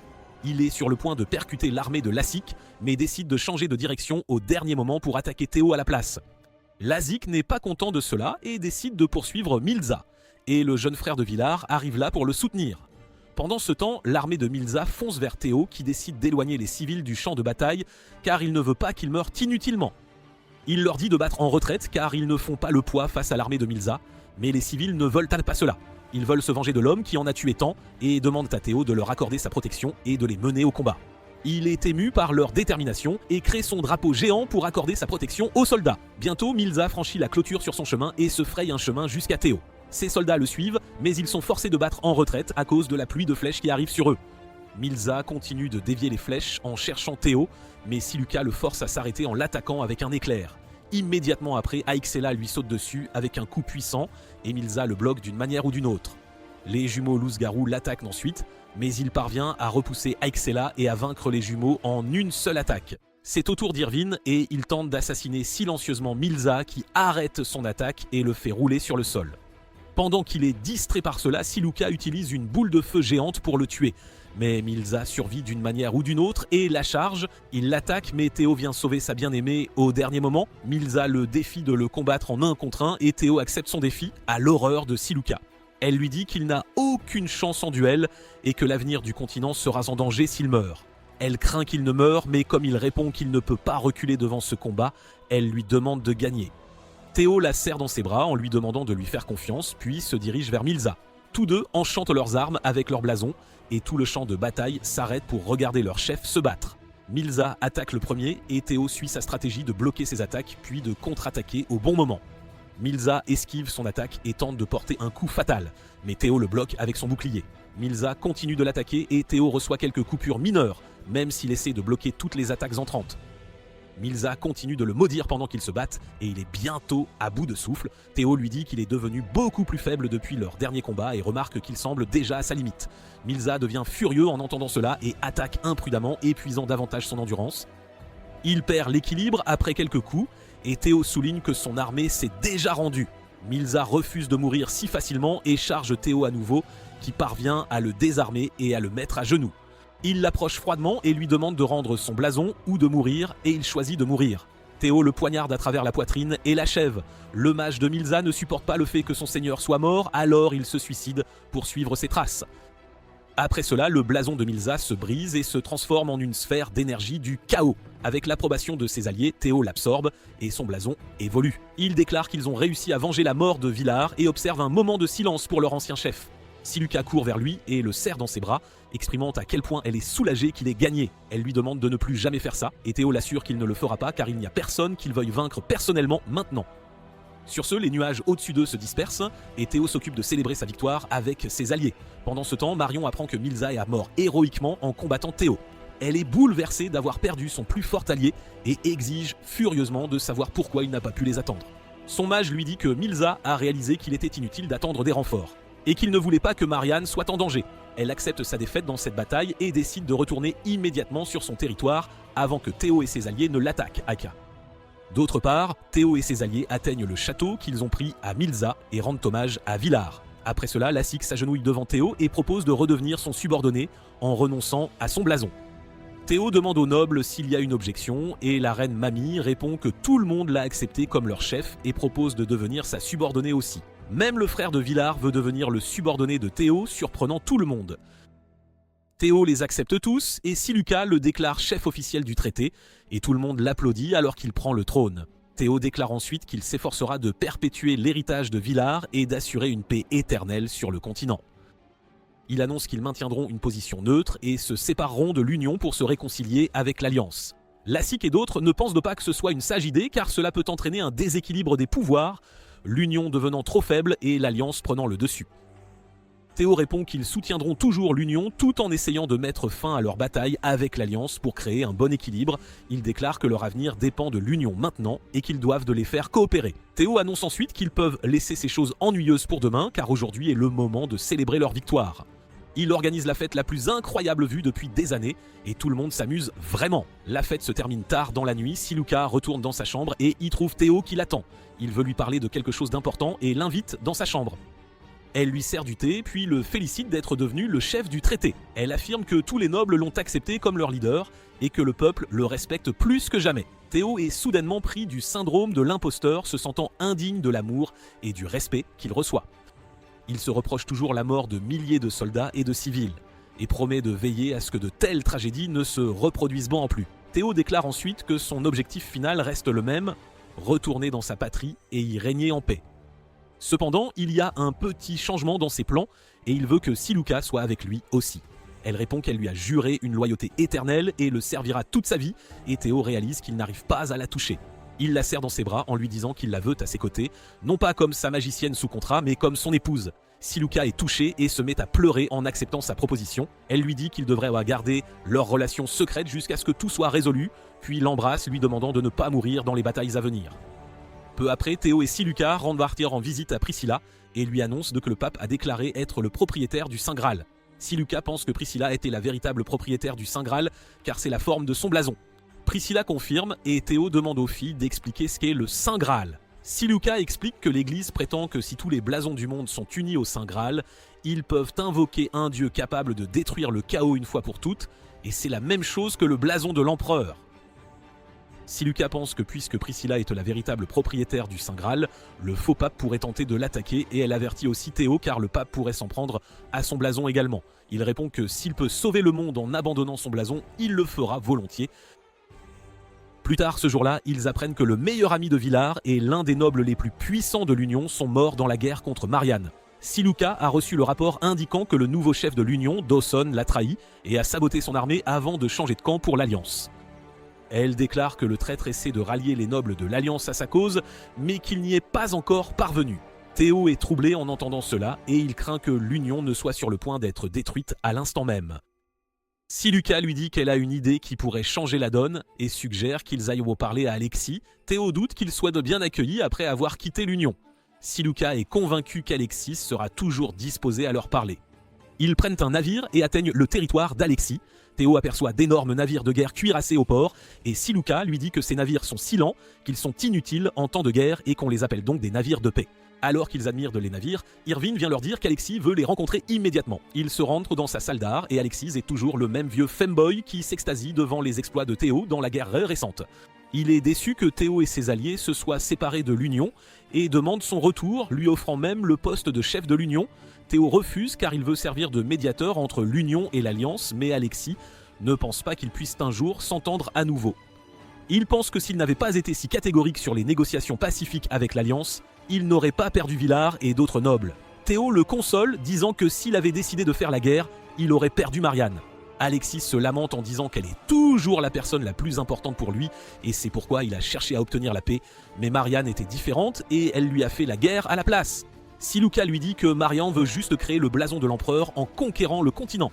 Alexis remarque qu'il pourrait le former s'il se marienne simplement, et Siluka répond qu'il y a des gens qui ne veulent pas qu'il se marine et qu'ils étaient derrière la grande tragédie du mariage. Théo déclare qu'il veut annuler la tragédie et restaurer le monde à l'époque où l'Alliance et l'Union étaient sur le point de ne faire qu'un.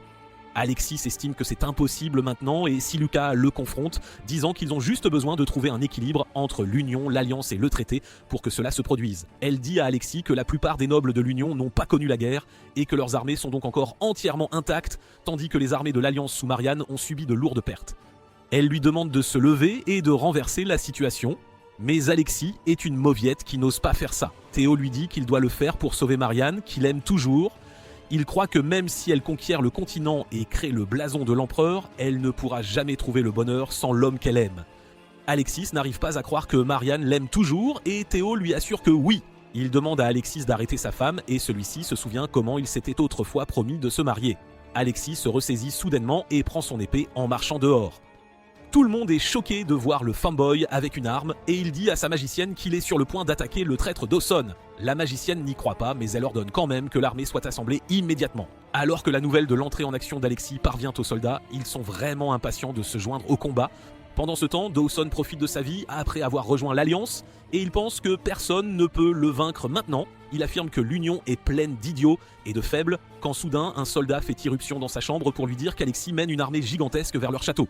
Il a le choc de sa vie en regardant par la fenêtre et en trouvant l'armée presque à sa porte. Ce n'est pas seulement Alexis, mais tous les seigneurs de l'Union s'étaient alliés à lui et étaient venus pour s'occuper du traître.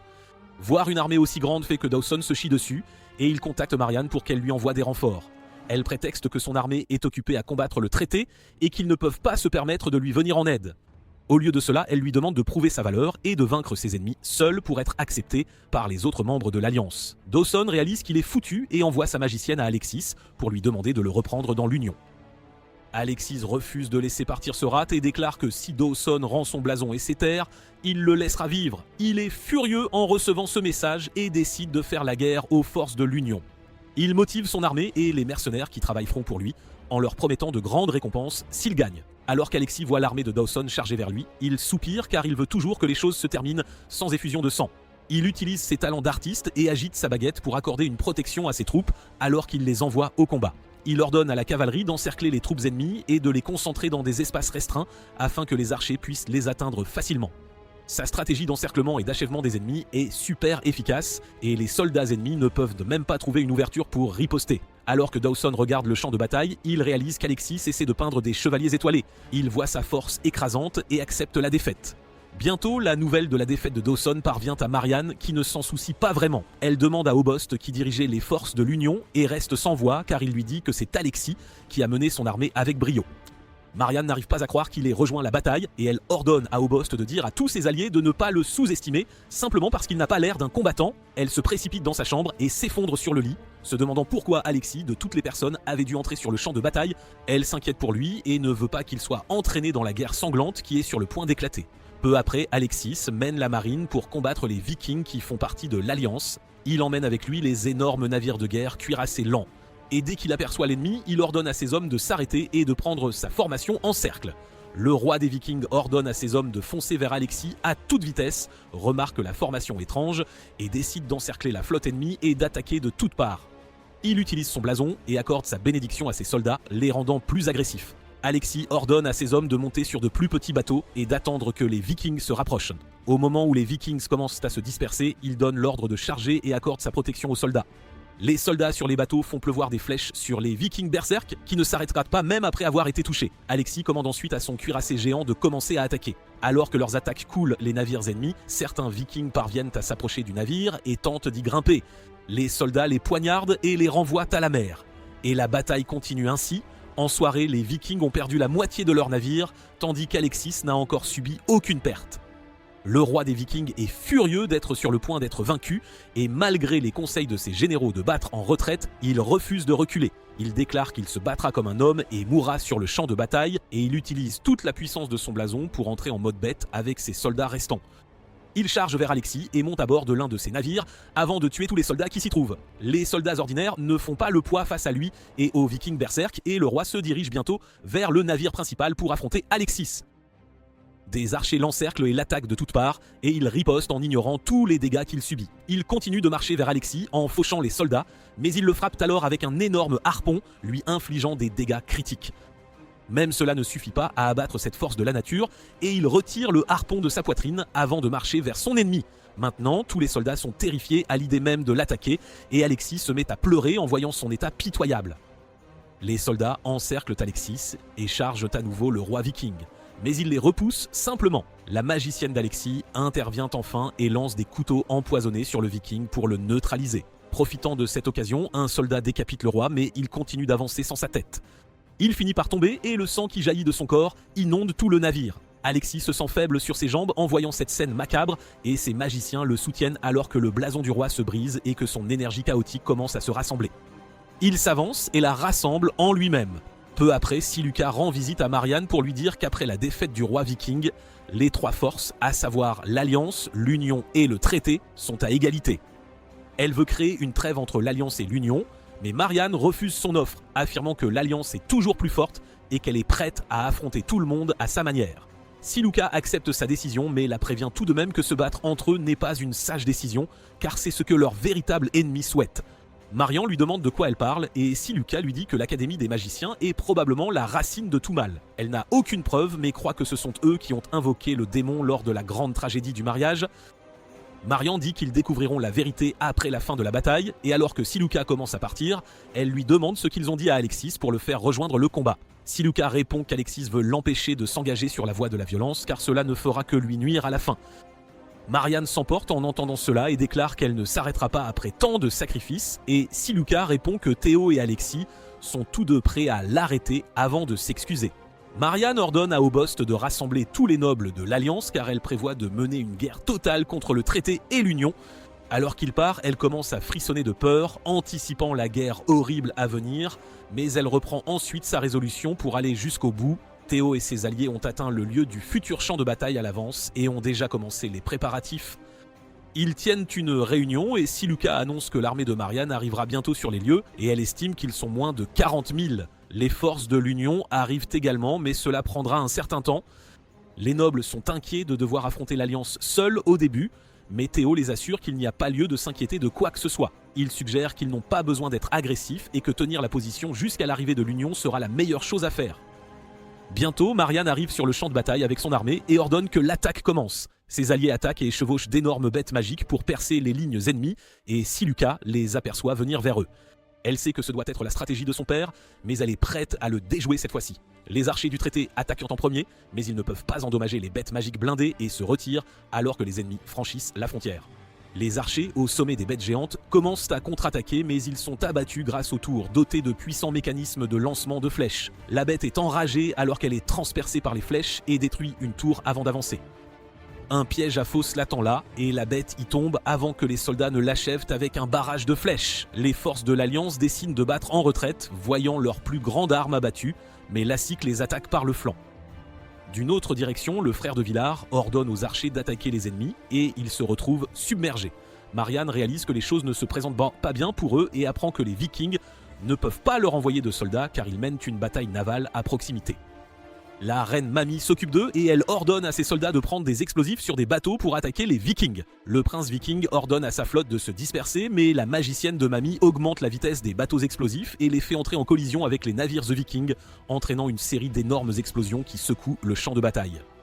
Lazik et ses hommes sont stupéfaits de voir cela et ils baissent leur garde, donnant l'avantage aux ennemis. Marianne pense que c'est la bonne occasion pour elle de rejoindre la bataille avec sa force principale, et au même moment, Théo se prépare également à entrer sur le champ de bataille. Dès qu'il entre sur le champ de bataille, le moral de ses soldats monte en flèche et ils suivent leur héros et repoussent l'ennemi. D'autre part, Marianne et ses chevaliers à l'arbalète à plasma atteignent le champ de bataille et commencent une attaque. Théo ordonne à ses soldats de se protéger contre les flèches à plasma, mais ils subissent quand même de lourds dégâts. Les deux armées chargent ensuite l'une vers l'autre, tandis que le reste des alliés de Théo se joint également au combat.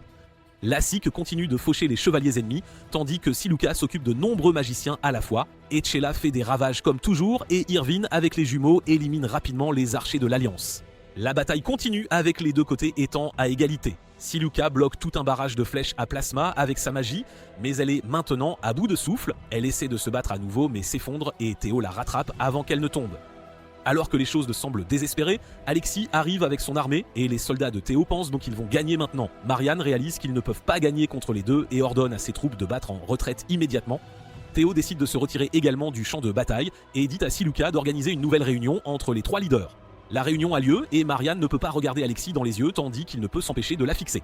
Théo prend également place et dit qu'il a deux propositions. La première est une trêve entre les trois forces, mais Marianne dit que c'est hors de question, car une trêve ne ferait que bénéficier à leur véritable ennemi, qui était derrière la grande tragédie du mariage. Alexis n'a aucune idée de ce dont elle parle, et elle explique que leur véritable ennemi est l'Académie des magiciens. Ce sont eux qui ont créé le système actuel des nobles, et ils ont toujours contrôlé le monde depuis l'ombre. Alexis regarde sa magicienne qui détourne le visage car elle semble en savoir quelque chose. Marianne affirme que les nobles ne sont que des marionnettes entre les mains de l'Académie de magie et qu'ils les utilisent pour s'assurer que l'ère du chaos ne se termine jamais. Théo répond que c'est leur chance de se libérer de leur contrôle, mais elle croit que l'Académie ne leur permettra pas de signer la trêve et qu'ils feront quelque chose pour l'arrêter. Cela amène Théo à présenter sa deuxième proposition qui est le mariage de Marianne et Alexis.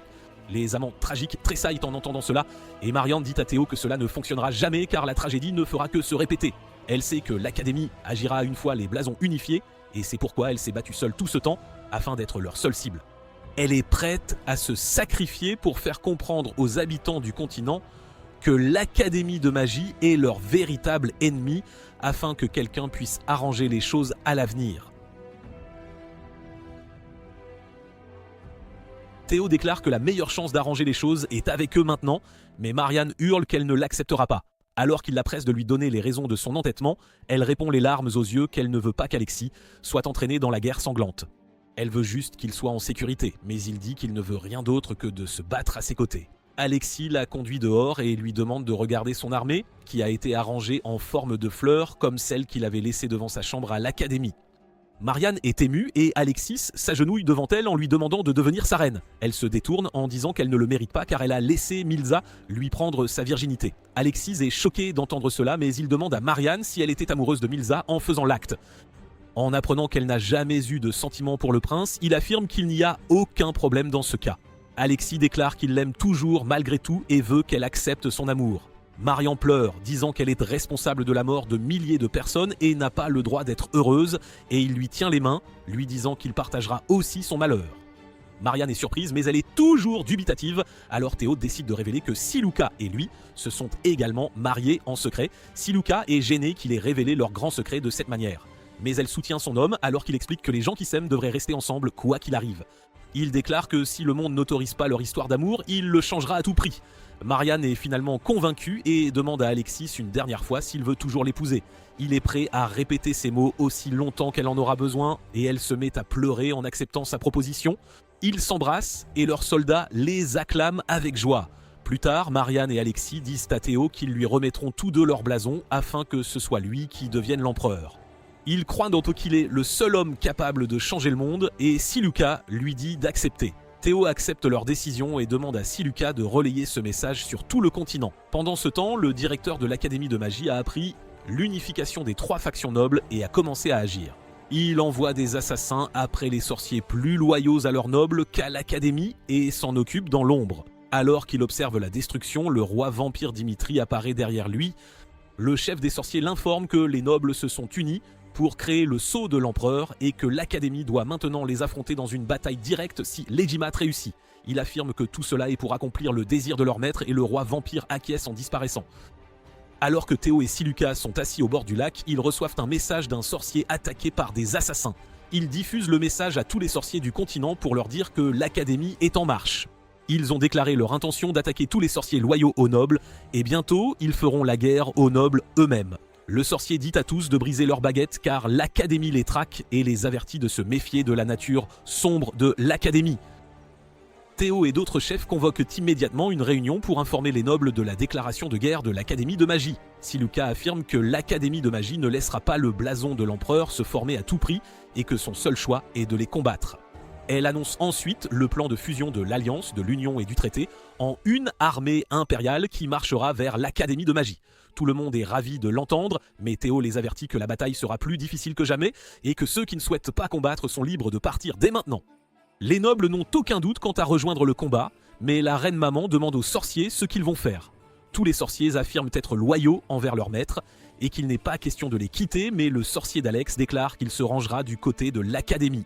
Il demande la permission de rompre son contrat et de partir, ce qu'elle lui accorde. Le sorcier part avec d'autres personnes qui ne veulent pas combattre dans la guerre, et Siluka remercie tous ceux qui restent.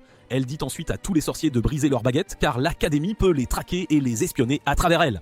Les sorciers savent que cela rendra l'utilisation de la magie beaucoup plus difficile pour eux, mais ils suivent de l'exemple de Siluka et brisent leurs baguettes pour prouver qu'ils sont prêts à combattre l'Académie. Plus tard, Siluka s'assied avec son père pour discuter de leur stratégie pour la guerre à venir. Un nombre important de nobles et de sorciers les ont quittés et ils réalisent que la bataille va être vraiment difficile. Siluka pense que ne pas pouvoir communiquer sur le champ de bataille sans leurs baguettes sera un grand revers. Mais Albus lui dit de trouver un moyen de communiquer car elle est maintenant la chef de tous les sorciers de l'armée impériale.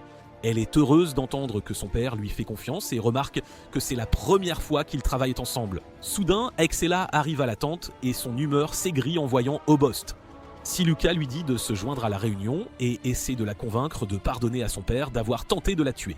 Mais Aixella ne veut pas le faire. Siluka repense au bon vieux temps où elle a enfreint les règles de l'Académie en libérant le chat démon et le chat sort en entendant son nom.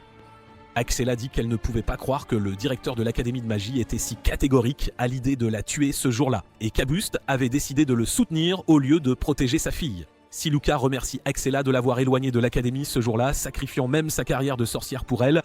Aixella affirme qu'Abuste aurait dû le faire car il est son père adoptif et lui demande ce qu'il pense d'elle. Il répond qu'il est fier d'elles deux et qu'elles sont toutes deux ses filles. Alors que Siluka le serre dans ses bras, Aixella ne peut que s'aigrir car elle a été chassée de la famille quand elle n'a pas pu devenir sorcière. Sur ce, elles partent pour leur tente et Siluka se remet au travail. Elle s'endort, pensant que c'était formidable de passer du temps avec sa famille à nouveau, quand elle entend Aixella l'appeler. Elle sort pour lui demander ce qu'elle veut, mais Aixella l'attaque soudainement. Heureusement, Irvine était de garde et a protégé Siluka d'être blessée. Siluka demande à son amie pourquoi elle fait cela et elle est dévastée de réaliser qu'elle travaillait pour l'Académie de magie depuis le début. Aixella admet être l'espionne de l'Académie et révèle qu'elle a informé l'Académie de chacune de ses actions. Priscilla arrive aussi après avoir entendu le tumulte et Siluka est heureuse qu'elle soit en sécurité. Aixella déclare qu'elle n'avait pas reçu l'ordre de la tuer. Théo s'est aussi réveillé et il appelle tout le monde à l'intérieur pour parler calmement. Aixella est se ligoter et alors que Théo lui demande de tout expliquer, elle lui parle de l'organisation pour laquelle elle travaille, qui lui a ordonné d'assassiner Siluka et son maître. Elle affirme qu'elle essayait juste de le faire et a échoué, mais Théo sait qu'elle a échoué exprès. Il dit qu'elle aurait dû simplement ignorer l'ordre si elle allait le saboter de toute façon, et Aixella révèle un cercle magique sur sa poitrine qui arrêtera son cœur si elle désobéit à ses ordres. Soudain, le cercle magique s'active et elle gémit de douleur. Alors que Théo et Irvine la libèrent, Siluka cherche sa baguette pour dissiper le cercle magique, mais elle réalise qu'elle l'a brisé elle-même. Elle panique en pensant qu'elle va mourir parce qu'elle n'a pas pu la tuer. Elle la serre dans ses bras en pleurant, mais Priscilla se lève et annonce qu'elle ne la laissera pas mourir. Elle utilise son blason du Saint Graal et déverse son énergie dans le cercle magique d'Aixella, le purifiant. Priscilla s'effondre et Siluka la serre dans ses bras en la remerciant. Aixella la remercie de lui avoir sauvé la vie, mais elle remarque ensuite qu'elle a perdu ses super pouvoirs à cause de cela et qu'elle ne pourra plus combattre dans la guerre. Elle dit qu'il devrait l'exécuter pour avoir tenté d'assassiner l'empereur, mais Théo répond que sa tentative ne compte pas.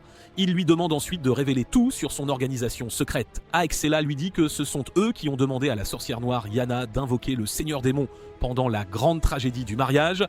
Leur organisation cherche à contrôler le chaos et à empêcher les nobles de l'éliminer, car alors les blasons et les pouvoirs magiques cesseraient d'exister. Elle affirme qu'ils ont travaillé sur le principe fondateur de l'Académie de magie et ont éliminé tout noble qui s'approchait de devenir empereur.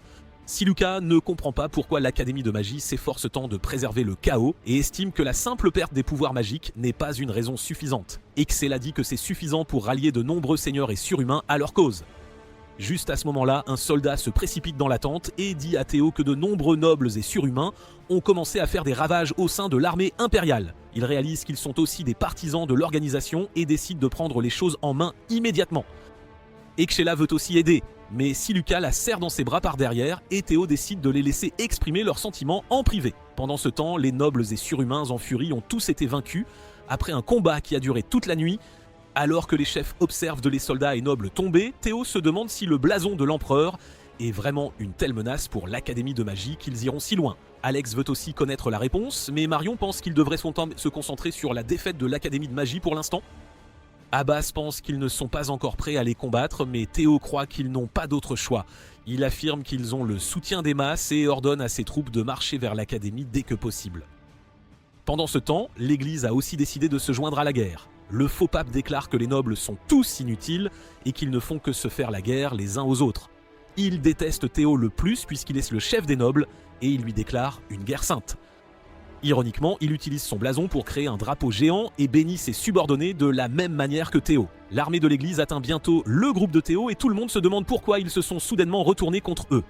Théo croit que l'Église doit être associée à l'Académie de magie car leur timing est trop suspect et il les empêche d'atteindre l'Académie. Abbas a découvert que l'armée de l'Église n'a que quelques milliers de soldats et de mercenaires, mais qu'elle compte un grand nombre de fidèles, principalement des femmes, des enfants et des personnes âgées. Théo ne nuira pas aux civils innocents et Lassik se porte volontaire pour faire le sale boulot à sa place. Priscilla déclare soudainement qu'il n'y a pas besoin de combattre car ce n'est pas la volonté de Dieu. Elle veut rencontrer le pape pour le convaincre d'arrêter, mais Théo pense que c'est trop dangereux. Il croit que le pape l'attaquera car elle est la véritable propriétaire du Saint Graal, mais Priscilla affirme qu'elle doit lui parler et accomplir son devoir. Siluka est d'accord avec Priscilla et pense qu'il devrait la laisser parler au pape car l'armée de l'église les attaquera tôt ou tard et il vaudra mieux s'ils peuvent empêcher cela. Théo n'est pas prêt à la laisser aller seule au danger et Siluka se porte volontaire pour l'accompagner. Pendant ce temps, le pape tient une réunion avec ses commandants qui croient que le moral de leurs fidèles n'est pas élevé car ils hésitent à combattre Théo qui est considéré comme le héros. De plus, puisque Priscilla le sert, beaucoup de gens sont enclins à soutenir Théo. Le pape veut savoir s'ils peuvent gagner et ses commandants croient que ce sera impossible. Cependant, ils ne veulent même pas gagner. Un homme affirme qu'ils peuvent laisser leurs fidèles se faire massacrer par l'armée impériale et cela nuira sûrement à la réputation de Théo. Le pape aime son idée et leur ordonne d'attaquer l'armée impériale avec leurs fidèles le lendemain. D'autre part, Théo souhaite bonne chance à Siluka et Priscilla alors qu'elles partent négocier la paix avec le pape. Siluka utilise maintenant un balai qu'elle a obtenu des sorcières blanches pour l'aider à mieux utiliser sa magie. Axella et Irvine les accompagnent également comme garde et Théo leur dit à tous de revenir vivants. Elles partent ainsi et atteignent bientôt le camp de l'église. Le pape les attend avec suffisance et Siluka l'informe que Théo ne veut pas le combattre et que son seul but est de démanteler l'Académie de magie. Le pape dit qu'il est prêt à accepter cela, mais il veut que Théo lui cède tous les blasons et l'armée impériale car il croit que les blasons appartiennent à Dieu. Il affirme que quiconque monopolise les blasons sera puni et Siluka répond qu'ils n'ont pas l'intention de le faire. Elle déclare que l'Église et l'armée impériale ont le même but, qui est d'éliminer le chaos en combinant tous les blasons. Les fidèles commencent à la croire, plongeant le pape et ses hommes dans la panique. Ils l'accusent d'avoir égaré leurs fidèles, mais Priscilla s'avance alors pour soutenir ce que Théo vient de dire. Alors qu'elle montre son visage, le pape commence à transpirer à grosses gouttes car il sait qu'elle est la vraie.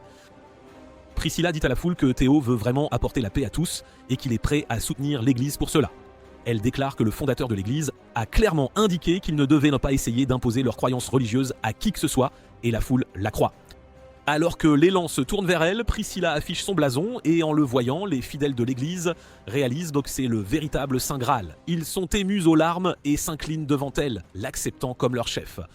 Priscilla leur dit que Théo est le seul à pouvoir apporter la paix au continent et demande à tous de le soutenir. Alors que le pape est toujours figé, un de ses commandants lui dit de se ressaisir car à ce rythme, la fille va prendre sa place. Il demande ce qu'il doit faire et le commandant lui dit de la tuer et de faire en sorte que son blason se transforme en sphère d'énergie du chaos car cela brisera la foi du public en elle. Le pape commence à applaudir en marchant vers Priscilla, mais Irvine et Axella ont déjà senti ses intentions. Le pape déclare qu'il aidera Théo dans sa cause et demande à Priscilla de lui apporter son soutien.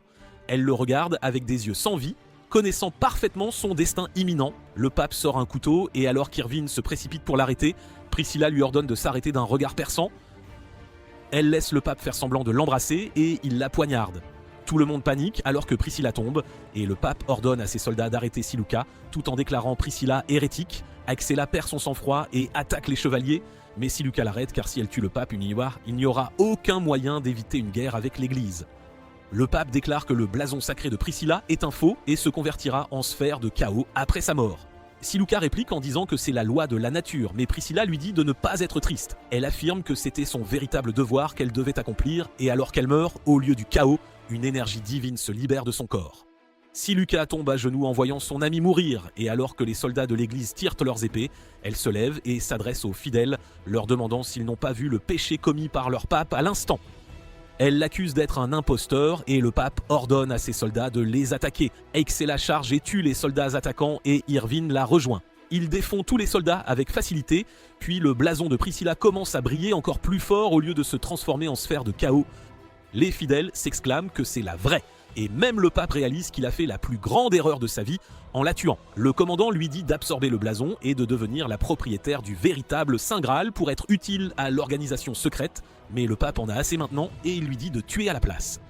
Alors que le commandant est sur le point de l'abattre, Irvine arrive sur les lieux et le sauve pour l'utiliser plus tard. Le commandant s'enfuit et Siluca empêche Irvine de le poursuivre car c'est inutile. Au lieu de cela, elle lui demande d'appeler Théo ici. Il part, puis le pape tombe à genoux. Siluca s'adresse aux fidèles et leur dit que tout ce que Priscilla a dit était vrai et que Théo sera celui qui unira tous les blasons. Alors que Théo reçoit la nouvelle de la mort de Priscilla, il pleure de rage, réalisant qu'elle savait qu'elle devait mourir pour rallier les fidèles de l'église à sa cause. Il se dirige ensuite vers la base de l'église avec Lassique, Irvine et les jumeaux. Il a toujours le cœur brisé par la perte de Priscilla et Lassique lui dit que beaucoup de leurs alliés mourront dans la guerre contre l'Académie de magie, mais qu'il doit rester en vie en tant qu'empereur. Théo atteint bientôt l'église et pleure Priscilla avant d'absorber son Saint Graal. Alors qu'il rassemble le Saint Graal en lui, il entend sa voix lui demandant d'apporter la paix au monde et de laisser tout le monde vivre heureux. Siluca dit ensuite à tous que Théo est maintenant le propriétaire du Saint Graal et le véritable représentant de leur dieu, et tout le monde lui jure fidélité. Il repère ensuite le pape et demande à Siluca de l'interroger elle-même car il ne veut même pas voir son visage. Sur ce, Théo ramasse le corps de Priscilla et se dirige vers son camp. À l'Académie de magie, le directeur parle à sa patronne, une femme mystérieuse nommée Pandora, qui lui dit qu'il ne doit pas laisser l'âge du chaos se terminer car cela mènerait à la fin du monde. Le roi vampire fait aussi son apparition, peu avant qu'un serviteur ne les informe que l'armée impériale est arrivée devant la ville. Le directeur ordonne que l'arme la plus vicieuse de leur arsenal soit libérée d'emblée, et même le serviteur en est terrifié. Dehors, Théo jette un œil à l'Académie de magie, qui n'est rien de moins qu'une forteresse. Il se souvient du sacrifice de Priscilla et jure de ne pas le laisser en vain. Il ordonne à la reine Mamie et à Alexis de mener l'armée en première ligne et dit à Lassique qu'il est son atout dans cette bataille, il doit donc attendre patiemment son tour. Théo ordonne à son armée d'attaquer, mais avant qu'il ne puisse que le faire, un cristal magique géant dévale de l'Académie de magie. Le sorcier de Lassique le regarde et le reconnaît comme le légendaire monstre à un œil appelé Cyclope, qui a presque détruit l'Académie de magie avec sa tribu par le passé. Ils ont réussi à le sceller après de nombreux sacrifices et ont effectué de nombreuses expériences dessus. Les sorciers de l'Académie entourent le cristal magique et défont le sceau du Cyclope. Alors que le monstre est libéré, il brise ses chaînes et tue les sorciers qui venaient de le libérer. Lassique commence à trembler d'un mélange d'excitation et de peur et demande à son sorcier comment ils peuvent vaincre le Cyclope. Le sorcier dit que ce sera un suicide, mais Lassique lui dit de trouver un moyen. Il révèle que par le passé, les sorciers l'ont vaincu en utilisant une lentille géante pour brûler son œil, et Lassique lui rappelle qu'il est aussi un expert en magie basée sur la lumière. Le sorcier soupire en acceptant l'ordre de son maître et dit qu'ils devraient vaincre le Cyclope par eux-mêmes. Le message parvient à Théo et bien que Siluca pense que ce n'est pas une bonne idée, il sait que Lassique ne s'arrêtera pas même s'il le lui demande. Siluka remarque que Lassik est l'un de leurs plus forts guerriers et qu'ils ont besoin de lui pour gagner la guerre, et Théo répond que c'est exactement pourquoi ils ne peuvent pas l'empêcher de combattre le Cyclope. Pendant ce temps, Lassik dirige un petit groupe alors qu'il poursuit le monstre et se porte volontaire pour le distraire pendant qu'il prépare un moyen de le gérer. Il affirme que son maître Théo a rendu les miracles possibles et est devenu empereur, et maintenant c'est à son tour de prouver qu'il est digne de le servir. Le monstre le remarque et Lassik charge vers lui avec 2 de ses soldats surhumains. Il se disperse et le distrait, tandis que le sorcier chante son sort pour concentrer un puissant faisceau de lumière. Lassik enchante son épée avec son blason et abandonne son bouclier alors qu'il se précipite vers le Cyclope et lui inflige une profonde coupure à la jambe. Le monstre est enragé et le poursuit, et un archer tire dans son œil pour l'arrêter. Les flèches ne peuvent pas pénétrer l'œil, mais Lassik saisit cette chance pour grimper sur le corps du monstre et viser à poignarder son œil. Le Cyclope riposte et le repousse avant de l'abattre avec ses 2 bras. Le mercenaire au corps de fer éloigne Lassik du danger et encaisse le coup lui-même. Le Cyclope le capture et essaie de le manger, mais il durcit encore plus son corps pour éviter tout dommage. Lassik l'attaque et lui coupe un orteil, rendant le Cyclope encore plus en colère, et il écrase le mercenaire au sol et le frappe à plusieurs reprises. Soudain, le sorcier dit à Lassik qu'il est prêt. Lassik attire l'attention du monstre et jette son épée pour le distraire, tout en donnant à son sorcier le signal d'attaquer. Il tire un puissant laser dans l'œil du monstre, l'aveuglant de façon permanente et le projetant au sol. Lassik monte ensuite sur son cheval et enchante sa lance avec son blason. Avant de grimper sur le monstre et de poignarder sa poitrine de toute sa puissance, il enfonce sa lance d'une puissante poussée et tue le monstre géant. Le sorcier accourt vers Lassik épuisé qui se précipite immédiatement aux côtés de Corps de Fer. Il constate que son cœur s'est arrêté et commence à pleurer pour lui, mais l'archer le tapote doucement et Corps de Fer se débarrasse de sa carapace dure et se relève. Le sorcier est fou de joie de le revoir en vie et il lui explique que son cœur et ses poumons s'arrêtent quand il se transforme en acier. Plus que tout, il s'inquiète pour les Cyclopes et apprend que Lassik les a vaincus. L'armée impériale acclame Lassik, le surnommant le tueur de géants, et décide de se regrouper avec eux. La nuit, la prise de l'Académie de magie débute, Alex commandant les soldats. Siluka mène les mages, lançant des boules de feu pour éclairer leur chemin, tandis que l'armée avance avec panache. Les troupes de l'Académie tirent leurs canons sur eux, mais ne parviennent qu'à détruire les tours factices. L'armée impériale adopte une stratégie de frappe éclair, attaquant puis se retirant rapidement pour éliminer les troupes de l'Académie avant qu'elles n'aient la moindre chance de riposter. Marion mène ses chevaliers aux arbalètes à plasma, et ils attaquent l'Académie, détruisant ses murs. Le capitaine des troupes de l'Académie ordonne à ses hommes de continuer à tirer les canons, les forçant à persévérer, même si leur fût surchauffe. Les canons finissent par exploser, infligeant des dégâts considérables à leurs opérateurs. Pendant ce temps, les troupes de l'armée impériale escaladent furtivement le mur et attaquent les ennemis. Ils intiment au capitaine de se rendre et il obéit. Ainsi, la forteresse tombe et le message parvient au directeur de l'Académie. Il pense que même s'ils sont anéantis, il faut absolument tuer Théo, car après sa mort, les nobles seront de nouveau divisés et l'ère du chaos perdurera. Pendant ce temps, Théo observe un moment de silence pour tous ses soldats tombés au combat avant d'ordonner la prise de la ville. Il veut aussi rejoindre la bataille, mais Siluka lui dit que tous ont besoin de lui en sécurité pour gagner, et il le sait très bien. Soudain, Théo et Siluka se retrouvent dans la forêt des ténèbres éternelles. Alors qu'ils se demandent ce qui se passe, Siluka observe la lune rouge et comprend qu'ils ont été amenés ici par le roi vampire, Dimitri. Heureusement, Irvin et Sheila et les jumeaux sont à leur côté, et ils se dirigent ensemble vers le château du roi vampire. Dimitri les accueille avec une sinistre performance au piano et une pluie de pétales de rose. Il commence alors son discours sur la façon dont, durant l'âge du chaos ultime, tous ont combattu ensemble pour le maîtriser. Après leur succès et la dissipation du chaos, les humains ont commencé à se battre entre eux. Dimitri demande à Théo d'imaginer ce qui arriverait si le chaos disparaissait complètement, et il répond qu'il y aura certes de nombreuses guerres, mais que cela dépendra des humains de l'ère à venir. Le roi vampire déclare ne pas vouloir cette nouvelle ère, car il ne peut survivre sans chaos.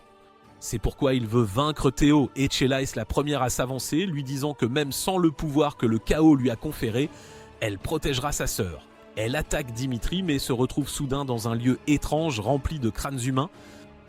Les jumeaux loups-garous l'attaquent ensuite, jurant de venger leur mère, mais ils les esquivent sans effort.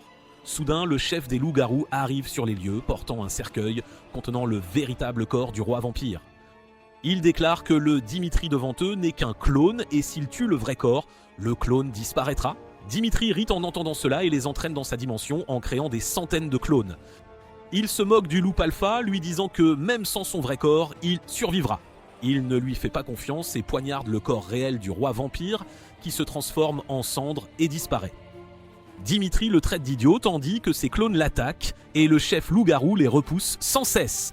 Les clones s'en prennent à tous, drainant leur force vitale au simple contact. Théo tombe le premier, puis Eschella baisse sa garde en voulant protéger Siluka et est touché par les clones du vampire.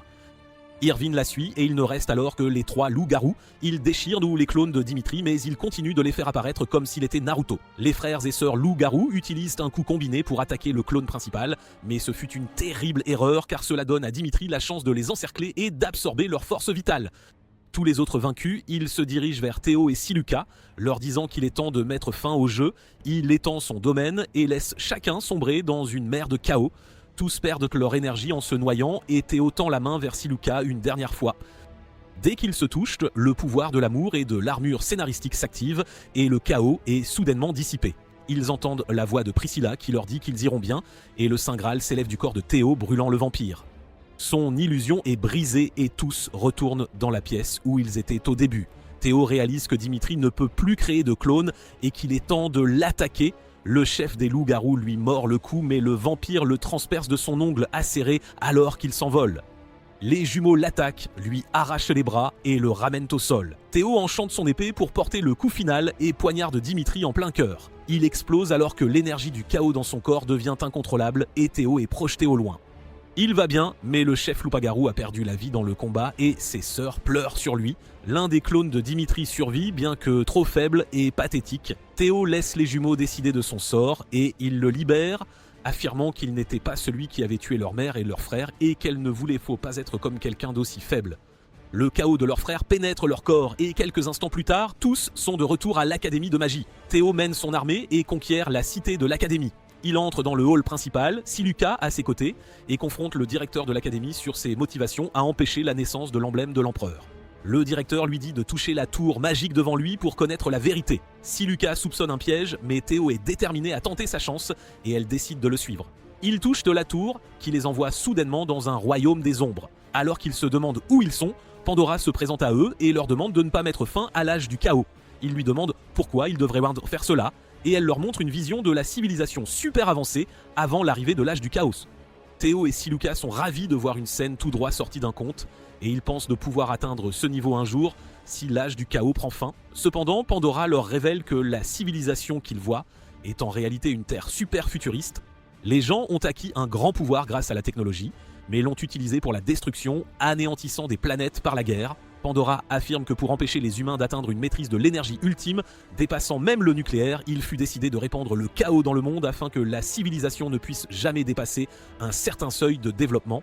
Ainsi, elle croit que la Terre ne sera pas détruite, et Théo n'est pas content d'entendre son raisonnement. Pandora s'évanouit en répétant son message de ne pas laisser l'ère du chaos prendre fin. Théo et Siluka se retrouvent de nouveau dans un hall et le directeur leur explique alors que c'est la raison pour laquelle l'Académie de magie veut empêcher la formation de l'emblème de l'empereur. Théo lui dit que même si le monde pourrait être détruit dans un futur lointain à cause de la technologie, il ne peut plus laisser les gens d'aujourd'hui être sacrifiés au chaos. Il veut néanmoins mettre fin à l'ère du chaos et Siluka le soutient. Le directeur a sa réponse et il met fin à ses jours en buvant du poison. Théo lui rend hommage, puis rassemble Alexis, Marianne et le reste de ses alliés. Peu après, la ville est bondée de soldats et de gens impatients d'assister au couronnement de Théo comme premier empereur. Il s'adresse au peuple, leur disant qu'il œuvrera pour la paix et la prospérité de tous. Il demande à tous les nobles de lui soumettre leurs emblèmes et jure de mettre fin à l'âge du chaos une fois qu'il aura créé l'emblème de l'empereur.